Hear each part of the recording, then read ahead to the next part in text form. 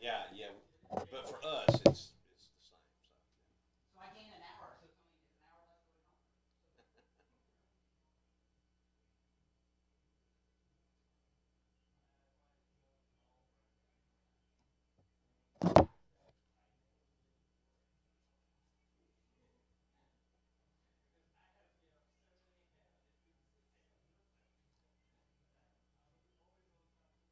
See you, Mom. Fix the plate to go. Whew. Good job. So I'm already on Facebook, so I need to mute it. Let me know when you're ready for me to go live. Okay, well, I'm fixing.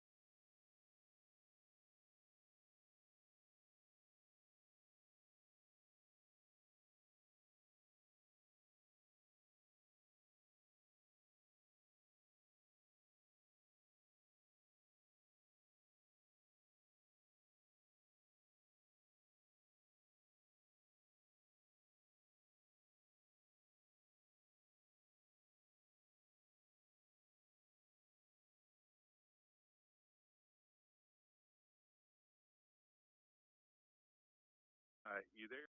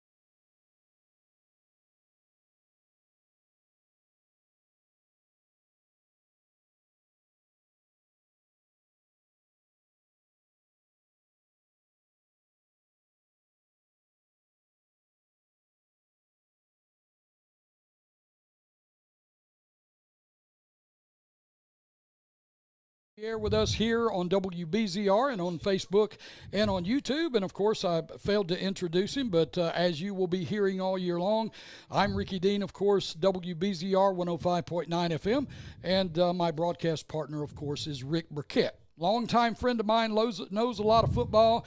He's been involved in football all around the South Alabama, Northwest Florida area over the years, and we're glad to have, as a matter of fact, Rick over in Mobile several years back won a Youth Bowl championship down in Mobile. That's the Super Bowl of youth football in the city of Mobile. So we're proud to have Rick here as he is part of our broadcast team and everything. And we've got to mention Tim too, Tim Dorr, who does the video. He's our production guy. Yeah, this doesn't happen.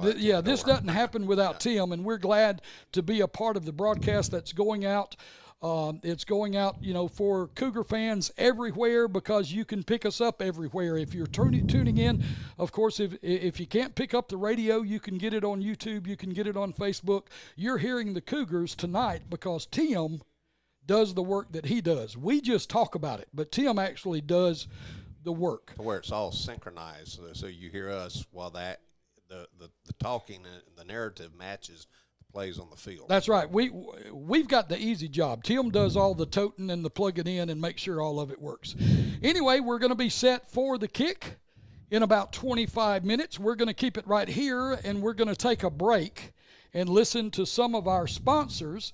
And then when we come back, we are going to play our pregame coaches interview with Coach Hugh Fountain. He's got a little details about last week's game that he'll talk about, and then we're going to talk about this game going in to tonight. It's number 1 versus number 2. It's the Escambia Academy Cougars, the number 1 team in the state, against the number 2 team in the state, the Glenwood Gators. That game is coming up. We'll take a break and come back. You're listening to Escambia Academy Cougar Football on WBZR 105.9 FM in Atmore, and on YouTube and Facebook.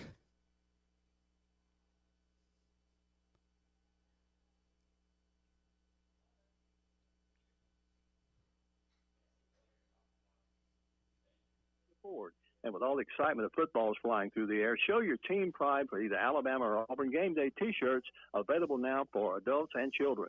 Like us on Facebook for continuing updates and new arriving merchandise. Visit our website at southernsocialboutique.com or visit us at our store location at 101 Main Street in downtown Atmore. You'll love the way you look when your clothes come from Southern Social Boutique.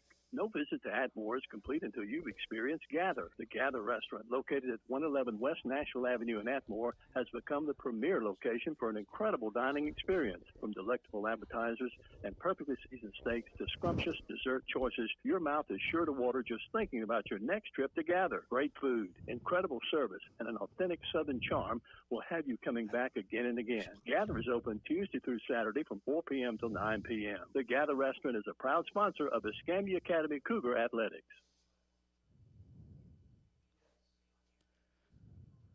And welcome back as we continue here at Glenwood Academy, Glenwood School in Phoenix City, Alabama. Rick Dean along with Ricky Burkett, and we are continuing. Did I do that? I did that backwards, I think. I called you. Well, we're interchangeable. I guess so. all we need is our good friend Ricky Colbert here. That's right. Yeah, we'd have more Ricks than we could know to do with. But I usually put the Y on me and put the not Y on you, and anyway. That's another story. But anyway, we're here for tonight's broadcast, looking forward to a great football game. And, of course, I had an opportunity to go down pregame and talk with Coach Hugh Fountain.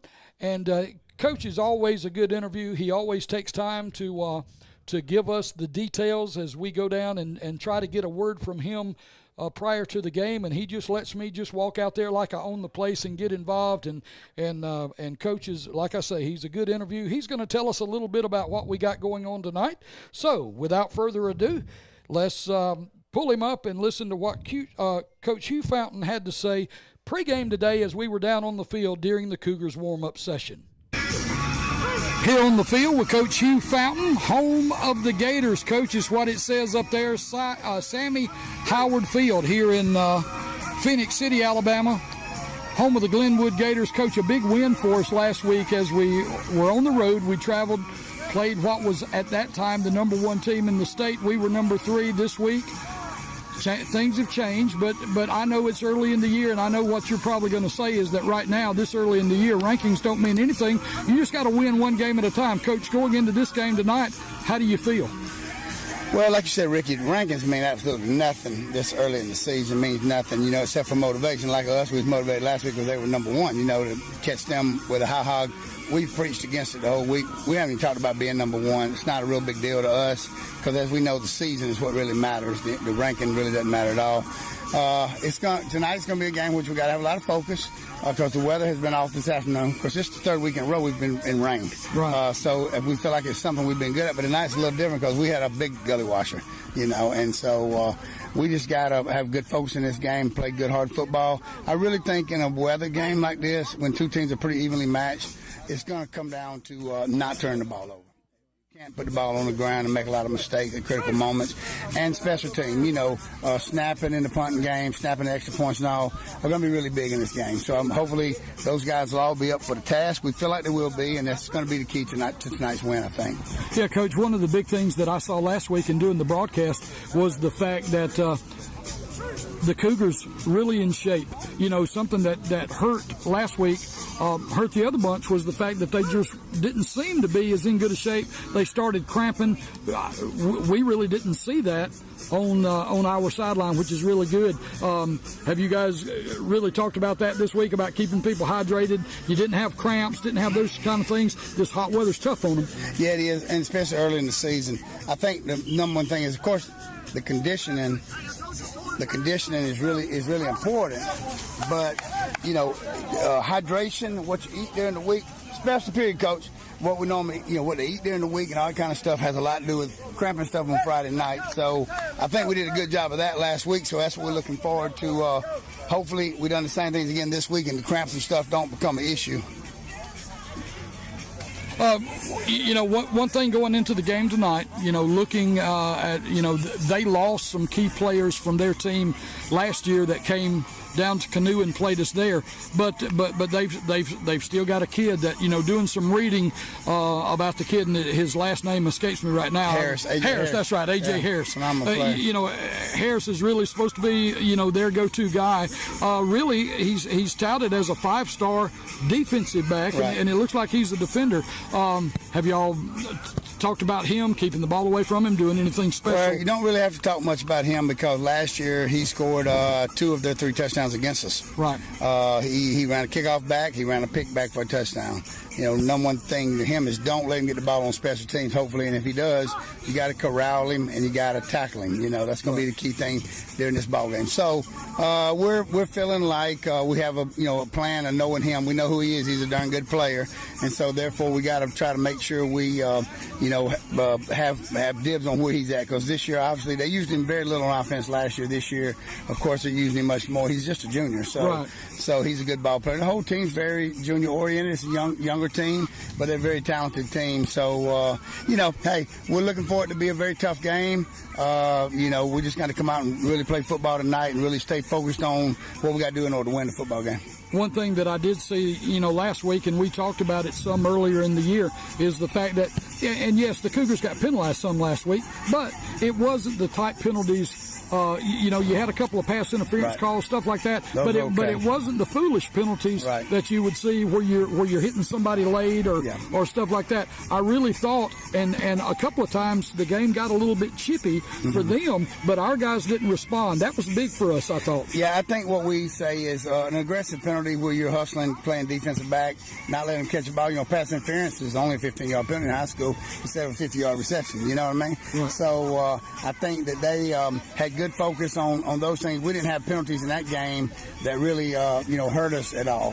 Those penalties, there was a couple with bad moments, but really they were not what you call, I guess, undisciplined or unselfish penalties. So we were proud of that part of the game. Yeah, it really looked good. Looked a lot improved from what we had seen sometime in the past. Coach, any closing remarks or anything? I know you got to go. Not really. We just kind of in a different mode tonight, because we kind of rush with everything, getting focused on the game, because we know we are at a 30-minute rain delay right now. They've told us kickoff is going to be at 7:30. Yes, sir. We've been in a pretty dingy locker room for a while. It's pretty hot, and so we're just trying to make sure we get everybody hydrated and right focus of mind.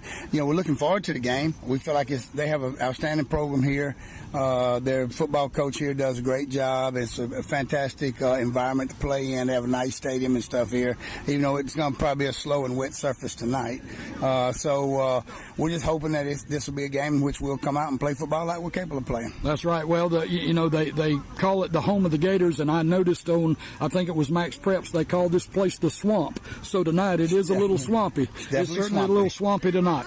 Well, Coach, good luck to you. Okay, thank you, Rick. Glad talking to Appreciate you. it. And we'll talk to you again next week, Yes, hopefully sir. after another victory. Okay, thank you, Rick. Yes, sir. Glad to have you folks with us. As always, an incredible interview as Coach Hugh Fountain takes the time. Pregame, you could hear everything going on in the background. I mean, the players are right there. Coach says, come on in, let's talk about football. And he's always, man, Coach is all about these EA Cougars. He's the headmaster at the school. He's the head football coach, and he really, if I had a son the age that was in high school again, I would certainly point him toward Escambia Academy and have him playing football with Coach Hugh Fountain and the Cougars. And, of course, the rest of the coaches, they do an incredible job. They put these kids first. You can tell by the way Coach talks about him, about all the kids. He loves this group of kids. He loves his football teams, and that's the kind of guy that you want your son to play for. Oh, that's right. And Coach Fountain's got a lot of history around the state of Alabama. He's a great football coach. He could coach almost anywhere he wanted to. He coached Charles Henderson and Troy, as you mentioned last week. He's got a great record at EA, and I would want my kids playing for him. I mean, he's very engaged, very involved. And just about universally loved around the Canoe community. That's right, and like I say, you can tell that in his heart, he loves this group of kids. Yeah, He loves them. Yeah. Well, and let's talk a little bit about Rick before we go into another commercial break. We mentioned it during that pregame interview. We're going to see tonight, and if you're watching on video or listening on the radio, but particularly on the video portion of the program, you need to keep your eye on, I believe he's number 6. Number 7. Number 7, okay, number 7. Number 7 is A.J. Harris, and according to Max Preps magazine, A.J. Harris was named to the second-team defensive junior All-America team.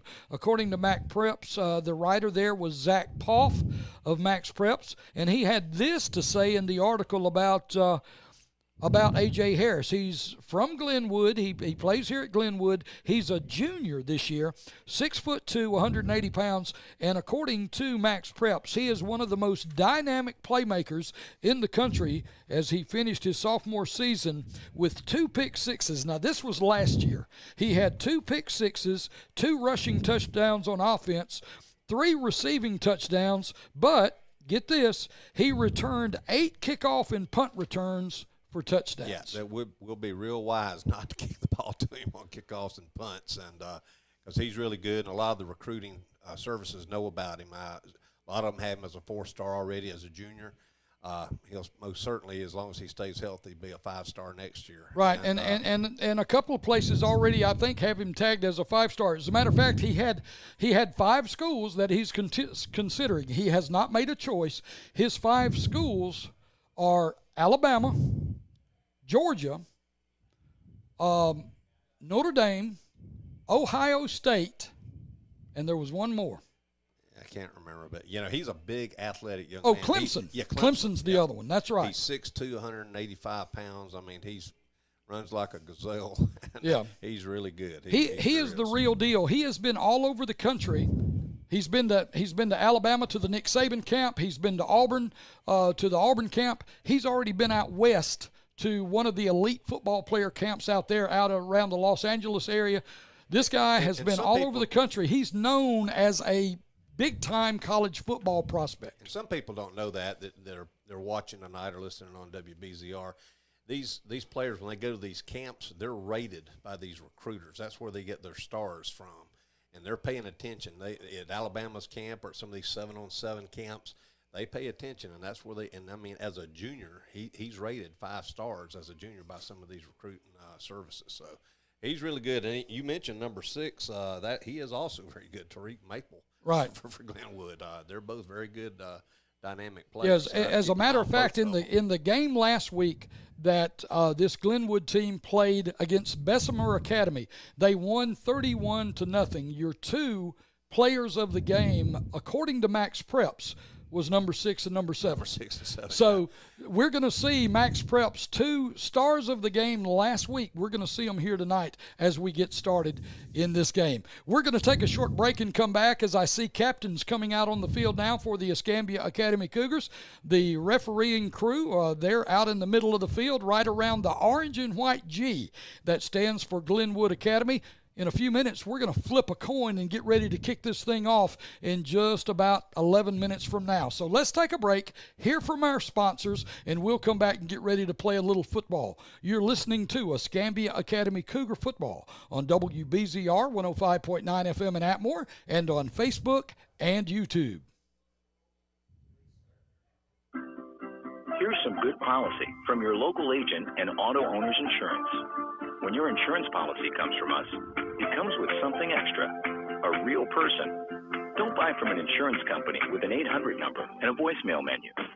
Auto Owners Insurance operates exclusively through local independent agencies here to help you 24/7. Now that's good policy. This is Larry White Insurance Agency at 430 Palafox Street in Fulmerton, or call 296-2471. Wi-Fi at Johnson Ford. We put our customers' wants and needs first. We respect your time and offer a stress-free approach to selling cars. This is reflected in our winning Ford President's Award 5 years consecutively. From sales to service, we do everything we can to achieve the highest level of customer service. We are proud to be the premier Ford dealership in this area. We invite you to come by and see us at 1828 South Main Street in Atmore. To experience the no-hack, best price, worst way of doing business, stop by and see Jim Johnson and the staff or give them a call, 251-368-2135.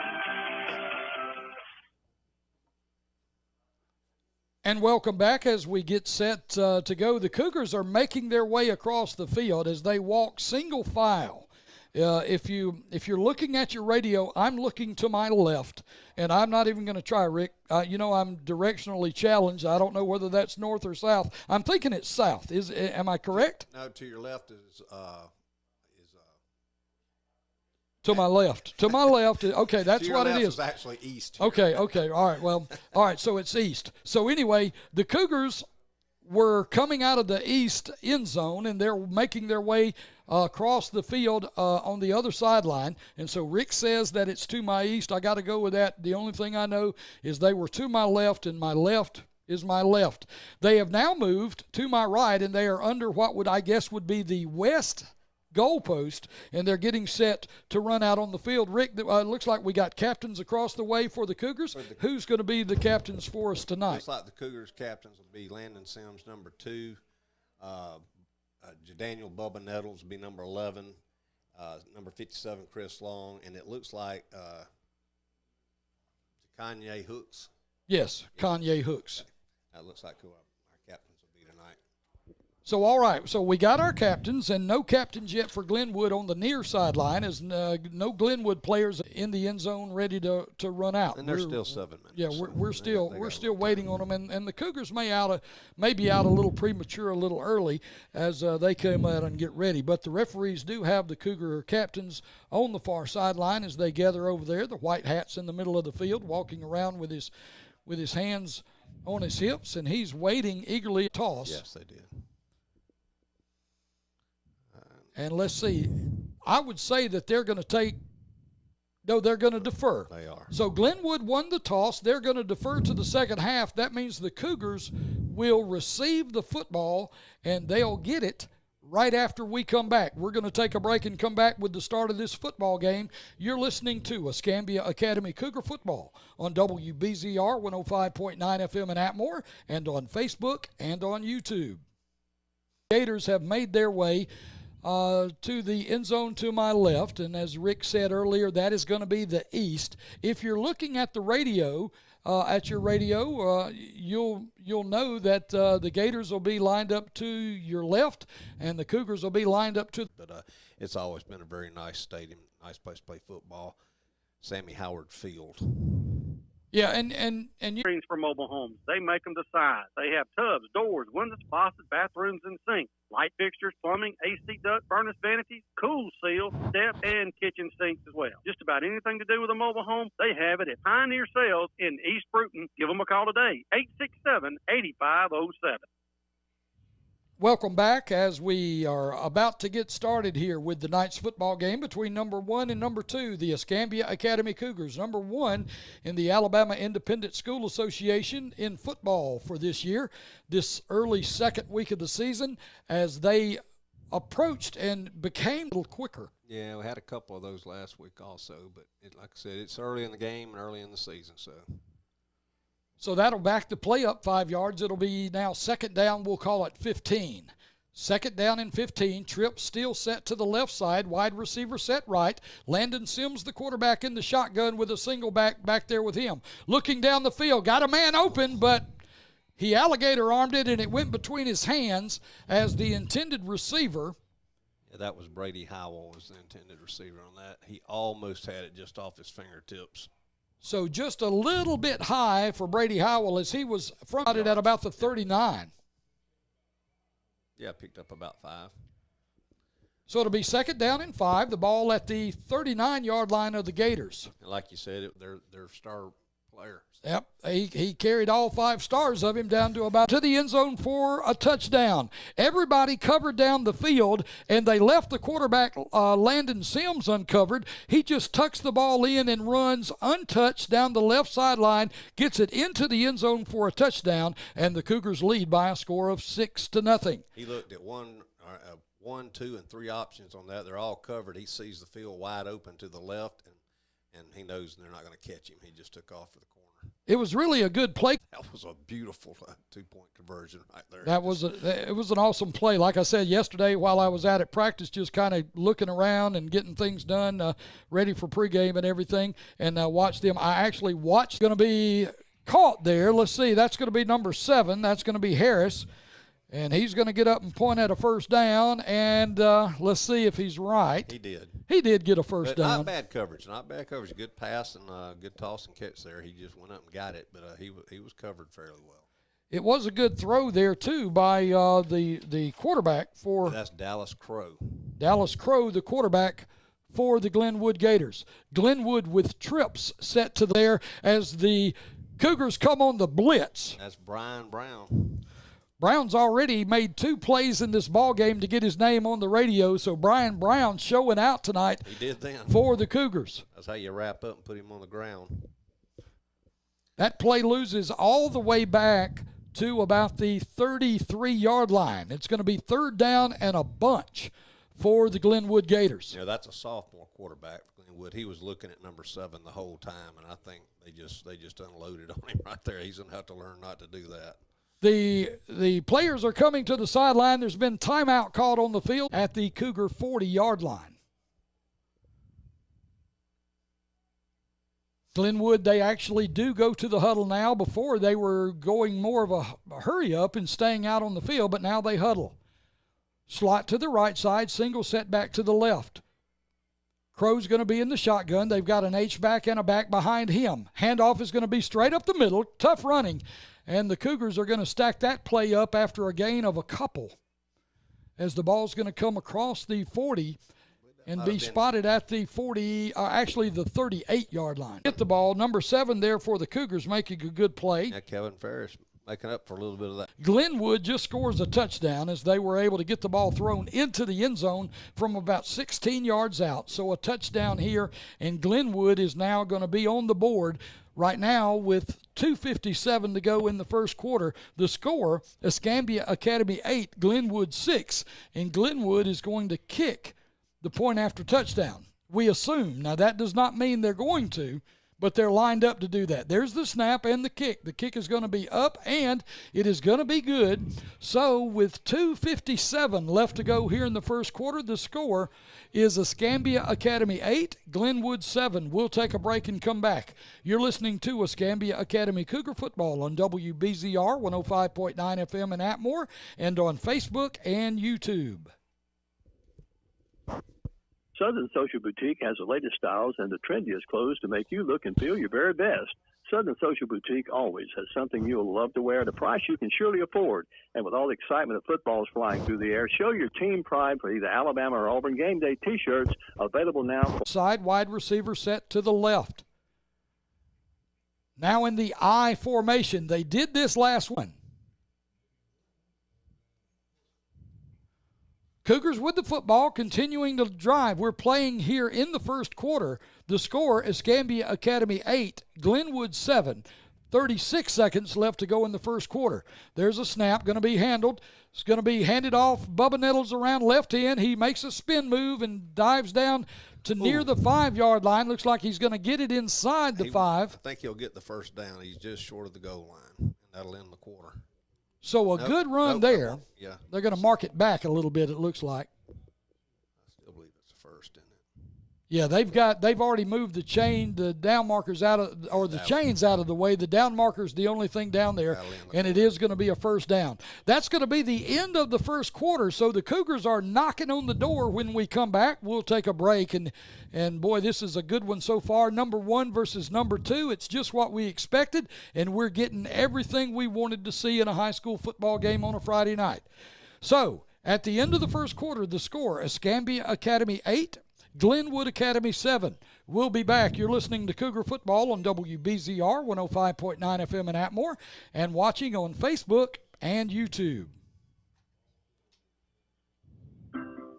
Here's some good policy from your local agent and Auto Owners Insurance.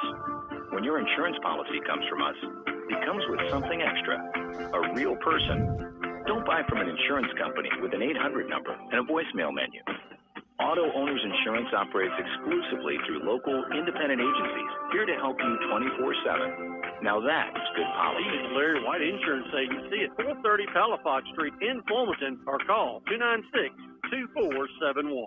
Why buy at Johnson Ford? We put our customers' wants and needs first. We respect your time and offer a stress-free approach to selling cars. This is reflected in our winning Ford President's Award 5 years consecutively. From sales to service, we do everything we can to achieve the highest level of customer service. We are proud to be the premier Ford dealership in this area. We invite you to come by and see us at 1828 South Main Street in Atmore to experience the no-hack, best price, worst way of doing business. Stop by and see Jim Johnson and the staff, or give them a call, 251-368-2135. And welcome back as we continue here on this Friday night, as we have number 1 and number 2. And, of course, the Escambia Academy Cougars from right there in the Atmore area are number 1, and they are playing number 2, which is the Glenwood Gators. And right now the number 1 team in the state in AISA is leading the ball game by a score of 8-7. 12 minutes are back on the clock, and we're going to get started again with everything going here in the second quarter. Cougars are knocking on the door as the ball is first down and goal inside the 5-yard line. Looks like the ball's going to be spotted on about the 2. Just don't want to make a mistake right here. You got four tries to get it a yard or 2, so just no mistakes. There's the snap. Handoff is going to be to Bubba Nettles, and he's going to walk into the end zone really untouched. So that'll be a touchdown for the Cougars. So the Cougars are going to score again, and that will run the score to Cougars 14 and Glenwood 7 with 11:55 to go here in the first half. Cougars score again. What do you think they'll do right here, Ricky? I think they're going to kick it. Even though, I like I say, I saw the play yesterday that they just unveiled to start the game. I think they'll go ahead and kick this one through. Yeah, they are. They're going to kick it. It's going to be up, and it is going to be good. So the Cougars will have the lead as the point after touchdown now runs the score to 15-7. And with 11:55 to go in the first half, that's where we are. The Cougars moving the ball relatively easy on offense. Something they've got to do now on defense is figure out a way to stop number 7. Yeah, I mean, they played good at times and had them backed up there a couple of times with a couple of sacks, but you simply can't leave number 7 unaccounted for, which they did a couple of times on that last series by the Gators. Well, A.J. Harris, he's certainly everything that he's been billed to be. I mean, I did some reading on him, and he talks, And of course, I mean, here's the thing. Nobody knows where the kid's going to go to school yet. I know Georgia's really high on him. I read an article that talked about Georgia being high on him. Ohio State, he's talking about Ohio State. And he basically, if you read him, and this isn't, I'm not poking at the kid, it just is what it is. If you read all these articles, A.J. is saying the same thing about each program because he's not yet made his decision, and he's not wanting to say anything that will disparage a college coach from not giving him a good look. So he's talking good about these 5 teams that he's getting ready to choose from. Those are all 5 top caliber. That's teams, right. Of course. Yeah. I mean, anywhere that he would go out of one of those 5 would not be a bad choice if you're a high school football player wanting to go play in college. There's the Cougars. They kick it off as they do try to keep the ball away from number 7 and out of his hands, and they do kick it away from him. But Glenwood also, when you do things like that, Glenwood's going to have good field position. As the ball will be spotted at the 40-yard line, it'll be first down and 10 there for Glenwood's Gators. Yeah, and that's a little dangerous because they moved Tariq Maple up, and he is also a very good football player, and so he's capable of going the distance too. So they got to pay attention to who they kick it to for sure. That was number 6. Number 2, sophomore quarterback Dallas Crow is going to be in the shotgun, as Glenwood has wide receiver set wide to the left, a slot to the right, single setback back there with Crow in the backfield. There's the snap from the shotgun. Looking downfield, looking to throw, and he's going to be hit and dropped. Big-time hit on the sophomore quarterback is going to drop him all the way back to around the 30-yard line. Ryan Brown again. I mean, that was a nice hit. He's really laying the lumber to him. I mean, that's his second real big hit this game. That's going to be a 10-yard sack, so that'll back the ball up 10 yards, where it will now be second down and 20 for Glenwood. It looked like maybe one of the others, maybe Nick Kane, kind of flushed him out, and then number 4 just came up, and as we said earlier, laid a slobber knocker on him. Second down and 20 yards to go as Glenwood breaks the huddle. They've got a wide receiver set wide left. And you've got a mismatch out here. That's right. Here is 7. He's out here in number 22 for the Cougars, going to back off of him. They're going to throw it out here. They actually try to throw to number 1, and that's going to be Redonda Beauchamp Jr., the wide receiver, the senior. Yep. And he was out there, but the ball was just not thrown very well. He led him a little too much. They actually used 7. They used A.J. to clear him out. Yep. Yeah, as a decoy. Yeah, they cleared it out and tried to throw it to the other guy underneath, but that was not a very good pass. That's what those big hits by number 4 do to a quarterback. You get you start walking on eggshells back there with the football because you're wondering where that next big hit will come from. So now you got 3rd and 20. Third down and 20 yards to go. They bunch receivers to the right-hand side. Somewhere in that bunch is a number 7 that they're looking to get free. Here comes the quarterback. He's being chased. He's going to be chased down from behind and dropped. That's no penalty. Yeah, he's wanting a penalty, but that's, He was wanting a horse collar, but he had him back on the back of the jersey. Yeah, and he got run down from behind, and that's by a big guy. That's going to be a loss of yardage right there as that play goes from the 30 all the way back. It's going to be another loss of about 6 yards. So now it's going to be, that's a bunch. That's going to be about 26 yards. 4th down and 26, and I don't know whether Glenwood's got a play in their playbook for that or not. But I will say this, in watching the special teams unit before the game, this punter, he can boom it pretty good. There's a punt. There's a high punt. It's going to be angled toward the sideline, and it's going to go out of bounds, but the Cougars are going to get good field position. Wasn't a bad punt, but still good field position for the Cougars. So the ball's going to be spotted down at the Cougars' 41-yard line. And that's where the Cougars will have the football first down and 10. We talked about it last week. One of the things offensive football teams try to do is they try to gain a possession on the opponent. And it just happened. When you get a punt, you have now gained a possession. So where the Cougars were worried about Glenwood getting the ball to start the second half, this evens it out. Right. Cougars with the football, first down and 10 on their own 41-yard line. Take off. There he goes. That's going to be number 2, Landon Sims. As Rick pulls for Landon to read it, of course, it's easier to see the whole field where we are up here. Landon does do a good job. That's a decent gain. That's all right. Better than a sack for sure. That is definitely for sure. He probably could have pulled the trigger just a little bit quicker and would have gained more yardage, but he was looking at his receiver and was really not looking at the open field. And he did all right. There wasn't much pressure. I mean, you need to do that every now and then just to keep your linebackers honest, and so they don't have 8 people up in the box or 9. So nothing wrong with that play at all. Plus, like I said, he gained 3. Second down and 6 after a gain of 4 for the Cougars. Handoff is going to be to Bubba Nettles. Bubba Nettles breaks a tackle, and he's going to be gone down the sideline. Ain't nobody going to catch him. Nah. He's going the distance for the Cougars into the end zone. Touchdown, Cougars. And number 11, Bubba Nettles, is able to break a tackle at the line of scrimmage and take it. No flags. No flags on the play, so the Cougars are now with a big lead here in the second quarter. The Cougars, Bubba Nettles, Jadaniel Nettles, goes around left end, gets the ball all the way down the sideline to score. And that goes back to those possessions you were talking about. Each team will have so many possessions in each half. And, of course, they deferred, and we're going to get it the second half. So they took advantage of their extra possession for the first half, just like you were talking about. Cougars now lead in the ball game by a score of 21-7 after Bubba Nettles takes the ball the distance for the score. And it looks like the Cougars are going to line up and go for 2. Interesting.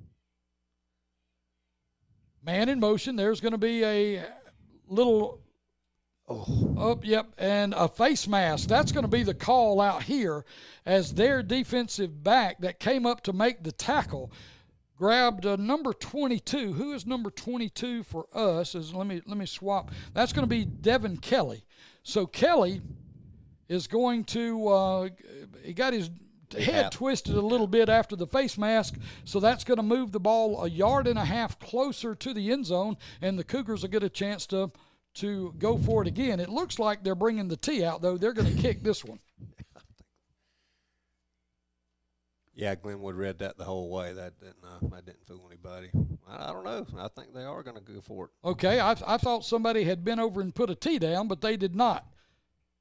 So a slot to the right-hand side, man in motion. That's going to be J.J. Stevens. Handoff is going to be to number 11, Bubba Nettles. Nettles tiptoes into the end zone, and he, as the old Tiny Tim song goes, he tiptoed through the tulips into the end zone for a score, and the Cougars pick up 2 more points. With 9:14 to go here in the first half, the Cougars with a big lead over the number 2 ranked Class 3A AISA team in the state. 23-7 the score. We'll be back. You're listening to Escambia Academy Cougar Football on WBZR 105.9 FM in Atmore and watching on Facebook and YouTube. Diamond gasoline stations with locations all over South Alabama and Northwest Florida wish all the local teams in the area good luck this football season. Thank you for making Diamond Gasoline your choice for quality fuels and convenience items. Diamond Gasoline is proud to support this broadcast and be a part of the community. And remember, fill your tank and save your green at Diamond Gasoline. Whether selling or buying home, lots, land, or commercial properties in both Alabama and Florida, you need to see the fine folks at Southern Real Estate. Debbie Rowell, owner and broker, and agent David Dobson are ready to assist you with any real estate needs. Located at 800 East Nashville Avenue in Atmore and at southernrealestate.org on the web, they are just a phone call away at 251-368-4397. Choosing the right realtor makes all of the difference. See Southern Real Estate. And welcome back as we continue here from Glenwood Academy, Glenwood School in Phoenix City, Alabama, right here in Smith Station, just north of Phoenix City. I know to my left, and if Rick's directions are right, that would be east, that it does say Phoenix City on the water tower that's right over there. So we're awful close. We're right here between the two, as they say. So we're right here. We're about 3 hours away from the house, and just glad to be here enjoying high school football on a Friday night. Cougars with a big lead as they lead here in the second quarter in the first half. 8:31 remaining in the first half. 23-7 the score. The Cougars in the lead. Glenwood with the football. Glenwood hands off, second back through as they run a little misdirection, trying to see that's a good run around left tackle. Yeah, a little counter there, and it worked well. I mean, they had 7 going one direction and just countered back the other way. So they're good coaches, good play callers on that side also. So a good play call there on the counter, and that's going to be enough for a first down. The ball crosses the 50, and it's going to be spotted down at the Cougar 47-yard line. Glenwood with the football. There goes number 7. That's going to be A.J. Harris. He goes wide left. Over here near us is going to be number 14 for Glenwood.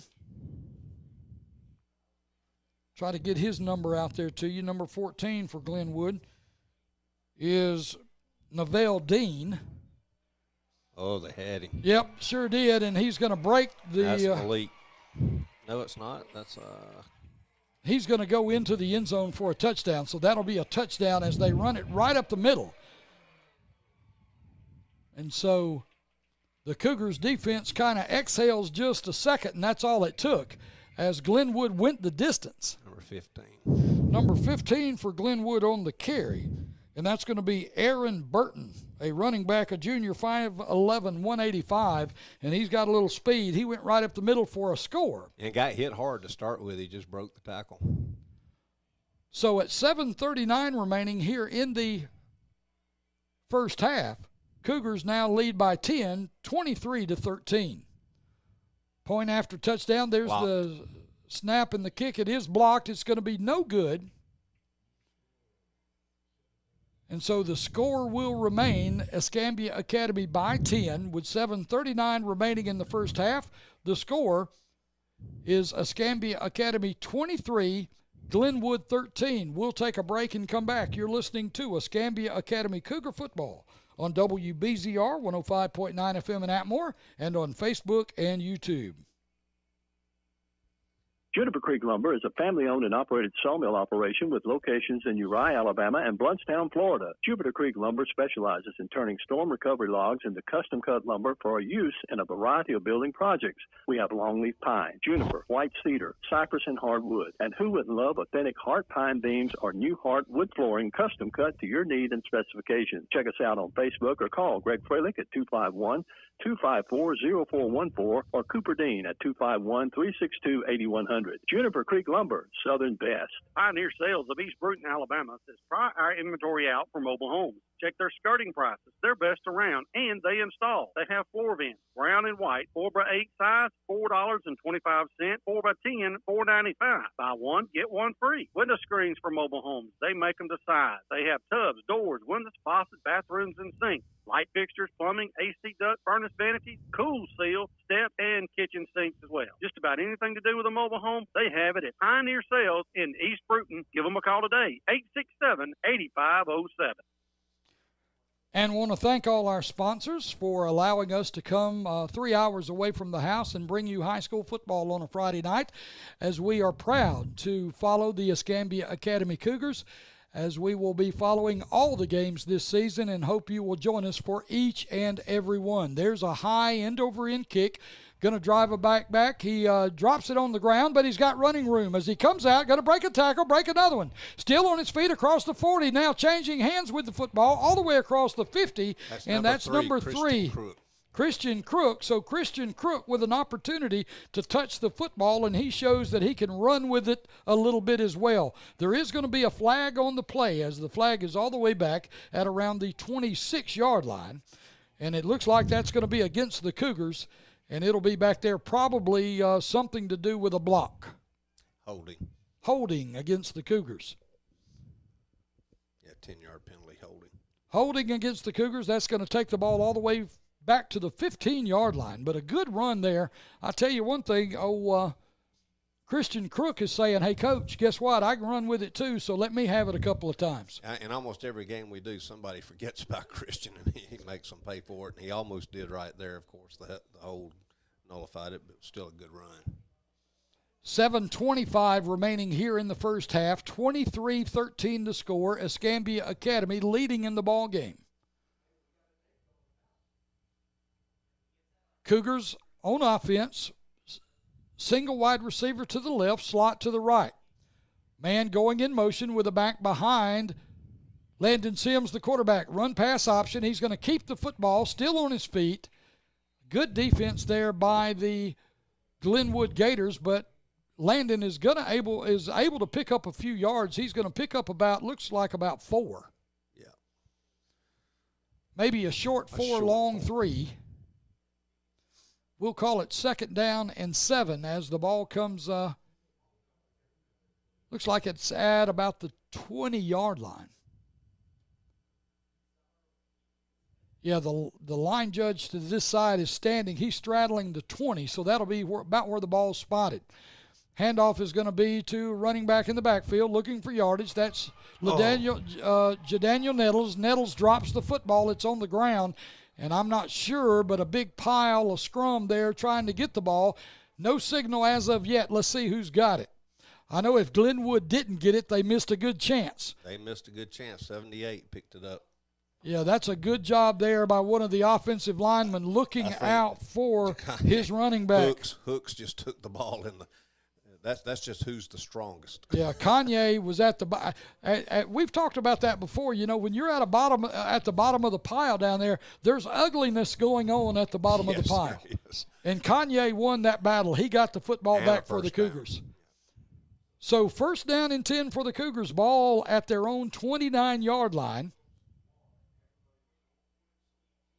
Slot to the right side, single wide receiver to the left, 2 backs in the backfield. Landon Sims, he's looking to throw, looking, going to be flushed out of the pocket. He's got some room, he's got wheels. He's going to outrun everybody to the sideline and finally be pushed. But it looks like he may be marked out with enough yardage for a 1st down. It's going to be close. I see a 2 on the down marker far side.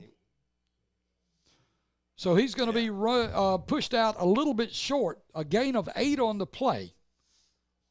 So now a 2nd down and 2. So a good job there. Nobody open. Landon Sims just tucked it and went. He did the right thing. Yeah, he saw open ground, and as we've seen before, you give him some open ground to run in, and he's hard to catch. 2nd down and 2 for the Cougars. Handoff is going to be straight ahead. It's going to be Nettles. Nettles coming around left end. Got a couple of people to be, or it is Crook. Okay, I'm sorry.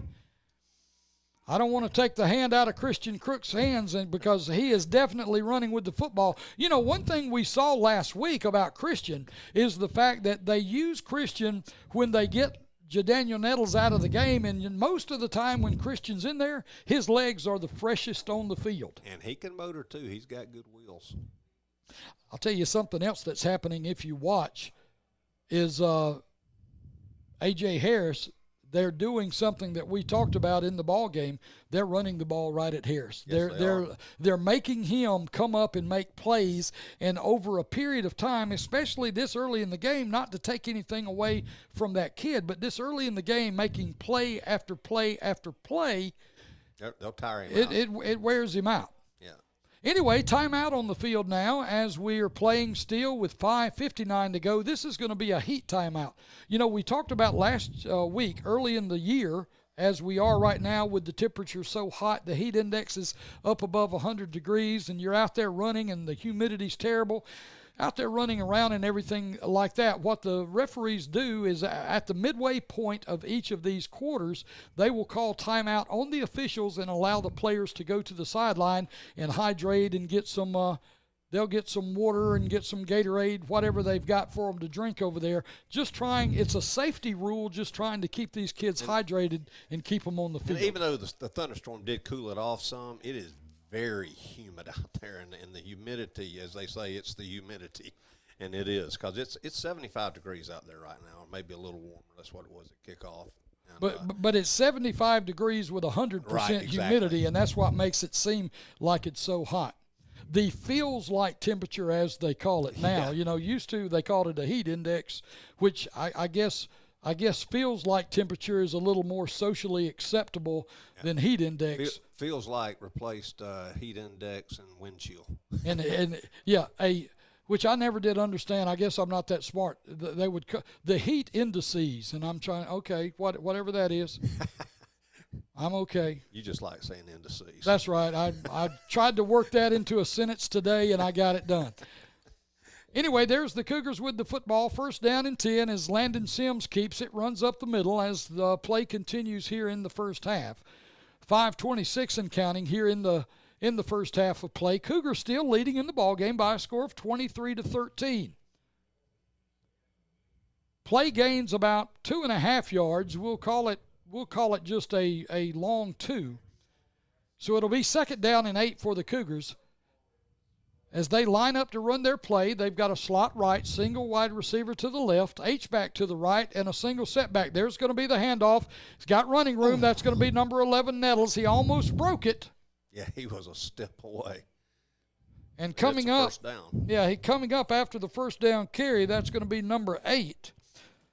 And that's going to be Jaron Keaton, a defensive end, senior, 6'5", comes up and makes that play. Cuddle. To him again. So Cougars are going to run another play. They're going to give it to number 11, Jadaniel Bubba Nettles, and he's going to go around left Another good gain. tackle. A good gain there. Yeah, looks like he's going to gain about 5, maybe 6. They give him the 5, so it'll be 2nd down and 5. Cougars with the football as the clock continues to run. 4:20. Cougars with a 10-point lead as we play here in the second quarter.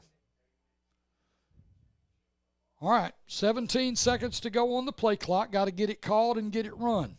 Everybody's looking at their armband. 9 seconds, 8 seconds to go on the play clock, and it looks like somebody's going to call a timeout. Timeout is going to be called, and it's going to be the Cougars. We'll keep it here since we just took a commercial break. Rick, so far in this ball game, the Cougars, they're just able, basically, honestly, to do what they want to do. Yeah, except for a couple of good plays by their great player Harris. They've played pretty well. Had one broken tackle on that last touchdown for Glenwood. Of course, Glenwood's a good team. They're the number 1 ranked Class 3A team in the state. So it's not like they're playing, and they're at home. We had to travel, but the Cougars are playing really well. I mean, Glenwood has not stopped them. Well, yeah, and we've talked about this. Like I say, I've seen the Cougars quite a bit this fall in going out to practices and everything else, and I know what the roster is made up of because I've seen them in person. And this Cougar football team, whatever you may or may not think, this is a good football team. They got a good bunch on the field. They returned some good players, and Coach Hugh Fountain, he told me, he never would say it because he's a coach, but every time you'd talk to him about this Cougar bunch that he was putting on the field, he'd always have that smirk. He's got that little coach smirk. Yeah. He won't say it. That's what I'm saying. He will not say it. And you probably couldn't hold his feet to a fire and make him say it. But I'll say it for him. Coach Fountain's got a good football team. This EA Cougar bunch is a good bunch. There goes Bubba. Yep. They actually brought. And he's going to be into the end zone. They ran number 7. They ran A.J. Harris. They blitzed him, and Harris ran by the play, and that's what sprung Bubba around left end. And not only that, it was a pretty good block right there that was laid on Harris when he crossed the line of scrimmage. They brought him from his corner spot and brought him up, or possibly a safety spot there. They brought him on a blitz. The blitz was picked up, and that's what allowed right. That's always the problem when you blitz. If it doesn't work, if you don't get your man, especially when you got people like Landon Sims and Bubba Harris back there, you just used your best guy and took him off the field, and now Bubba's got the whole field to do with what he pleases. So, yeah, you're right. Just like you were saying a while ago, Coach Fountain knows he's got a good football team. So with 3:51 left to go here in the first half, the score is Escambia Academy 29, Glenwood Academy 13. That's good. And the point after touchdown is good, so that's going to be a big 3-0 on the board for the Cougars, and they're going to be up by 17 points here in the first half. Let's take a break and come back. You're listening to Escambia Academy Cougar Football on WBZR 105.9 FM in Atmore and watching on Facebook and YouTube. Good evening. This is Greg Albritton, your state senator. It's great to be back under the lights of Friday night football. It's been a long time since I was a player under these same lights, but I haven't forgotten the hard work, determination, and teamwork it takes to finish the game with a victory. As your senator, I use these same principles in Montgomery as we compete with other areas of the state for the resources we need. It is my job to see that Escambia County comes out a winner. Atmore Auto Parts, located at 105 North 2nd Avenue in Atmore, is your local Napa dealer, specializing in automotive parts, farm and agricultural parts, ATV and heavy-duty parts, marine and hydraulic hoses. Atmore Auto Parts is open Monday through Friday from 7 to 5 and on Saturdays 7 to 12. No one knows parts better than the folks at Atmore Auto Parts. So for your next project, call Atmore Auto Parts at 251-368-2148. Is that legal? Did he get it 10 yards? No, it's gonna be a penalty. I don't think it went 10 yards. And for one thing, Rick, I don't even think you can catch it in the air and advance it. The ball's actually got to hit the. Oh, you can catch it in the air, but it's just got to go 10 yards. Yeah, well, I know it didn't go 10. Well, did you see a flag? Oh, there's a flag right there. Yeah, there's a flag. Yeah, they threw the flag, and the ball was spotted at the 40, so it did go 10 yards. I mean, he caught it, but I still don't believe you can catch it. I don't believe a kicking team member can catch it in the air and advance the football. I think you're obviously correct here. Yeah, I'm pretty sure that I am. You know, now if the ball goes 10 yards and it bounces on the ground, it's a free ball, because it looks like a 15-yard penalty. Yeah, here's what. Well, and I'll tell you why.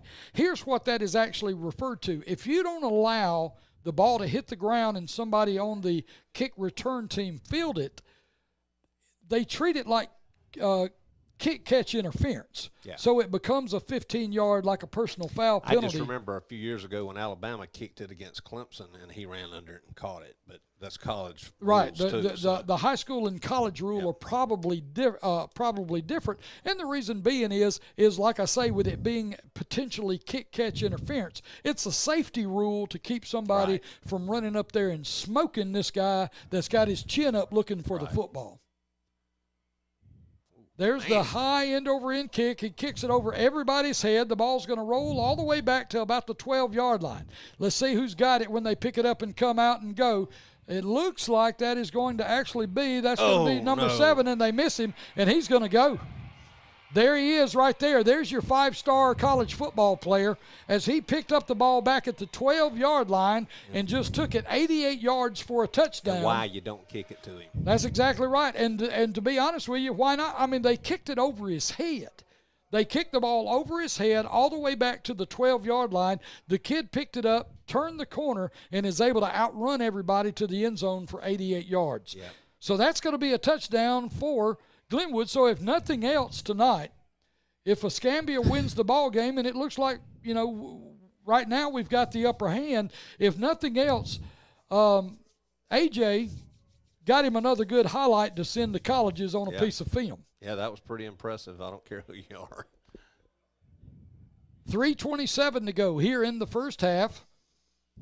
Glenwood's going to go for 2. The score 30-19. They're going to snap it straight back, looking, got running room. Now he's not going to get it because you don't give up that much room. When you've only got 3 yards to go for the end zone and you run backwards about 10 and then turn and try to go, that's not the way you want that play to run.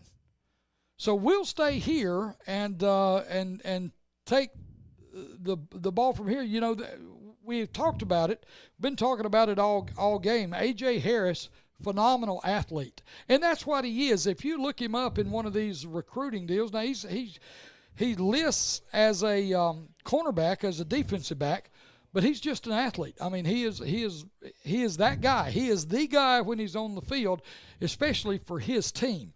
And so, you know, we've been talking about him, done a lot of reading on him about where he's looking to go play college football. The kid's only a junior. They just kicked it over his head some 25 yards. It rolls all the way down to the 12-yard line, and he picked it up and ran it 88 yards back the other way for a touchdown. That's pretty sweet. Yeah, I mean, that was that's when I said, oh, no. I saw it was done with that one tackle, he was gone. Yeah, I was a little confused there because there again I'm watching everything and I actually lost the running back. He had the ball, but I was trying to get a number, and when I didn't initially see him with the football, I'm looking for number 7. Where's 7? Where's 7? And then all of a sudden when he got to this near sideline, he waved at you. Yeah, there it is. He waved at me as he was going by. Yeah, hey, yeah, here I am, big guy. I'm gone. See you. And so he took it back. So 30-19 the score. Cougars still with a good lead as they lead by 11. And okay, we just need to get it back here and make sure number 7 doesn't get the ball anymore. Well, that's right. And one thing that the Cougars have been doing, they've been moving the ball really well on offense.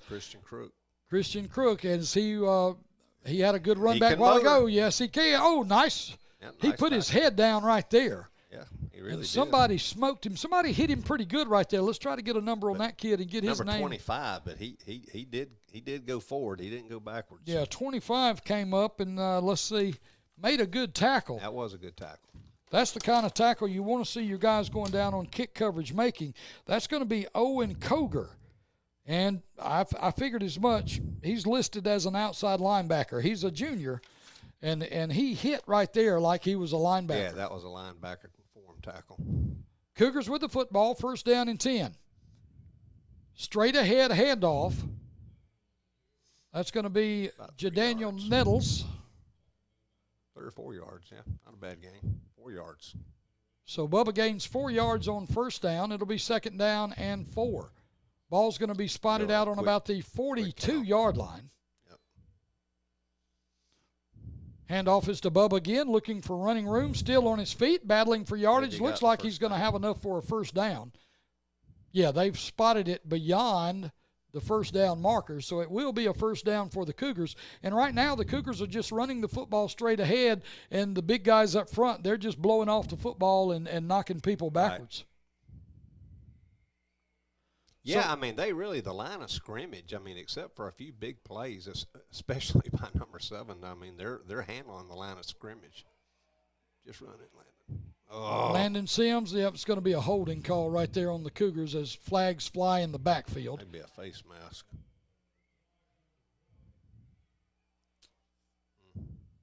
Yep. I see the helmet came off. Of course, you know, one thing that you do right there, even though the helmet came off because it was pulled off, you get that guy off the field for one. Face mask, personal foul. So that's going to back. But he does have to come out, right? Yeah, well, he's supposed to. His helmet came off.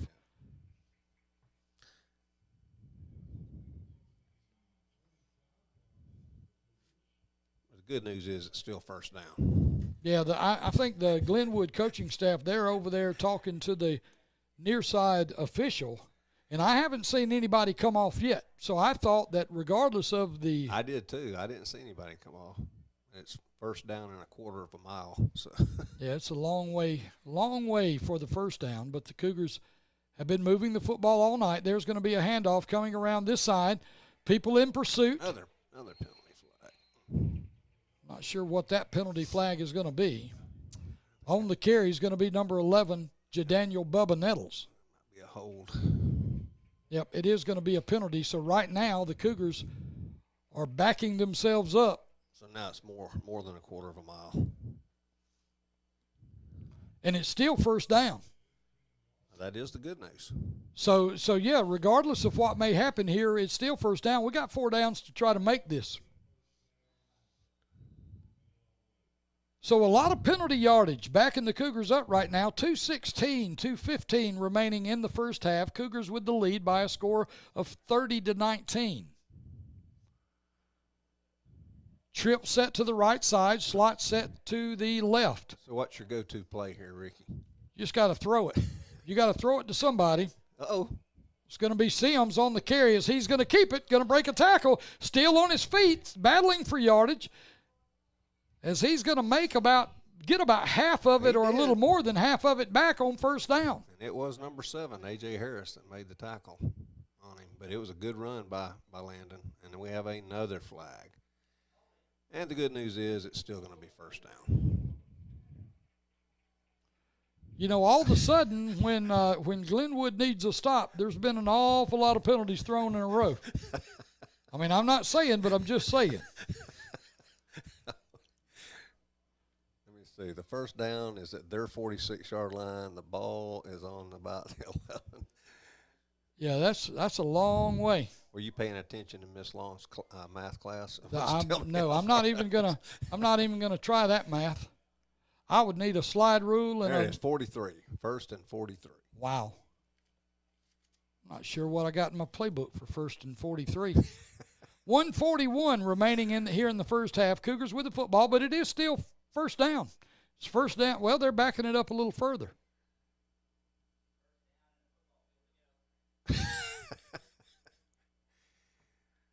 First down, and they've got on the board 43 yards to go, so it's a long way. Sims is going to be the only guy in the backfield. He's looking to throw, got a man open, hits him. Tackle's going to be made. That's got to be A.J. Harris coming up making that play. Number 7 on the tackle. It was, but they picked up a good chunk of yardage there. It was a good chunk, so Harris is able to come up, make a good tackle. So he shows defensive back coaches at the next level that he can come up and make an open field tackle. Second down now. And about 26 yards to go, I believe, if the math on the scoreboard is right. Sims looking to throw. Just get rid of it. Yeah, he's going to get sacked. Well, I don't think there's enough time. Well, I think he's just not going to do anything foolish here. He did the right thing. Yeah, right time is going to be called on the field, it looks like, by Glenwood. Yeah, they're going to try and get the ball back with a little bit, or at least force EA to punt. Now, the thing about it is, and we talked about it, is to start the second half, Glenwood is going to get the football. Yep.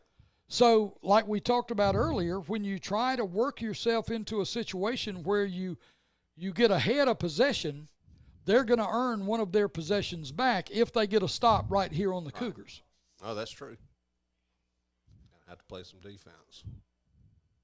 So 11 points is the lead by the Cougars.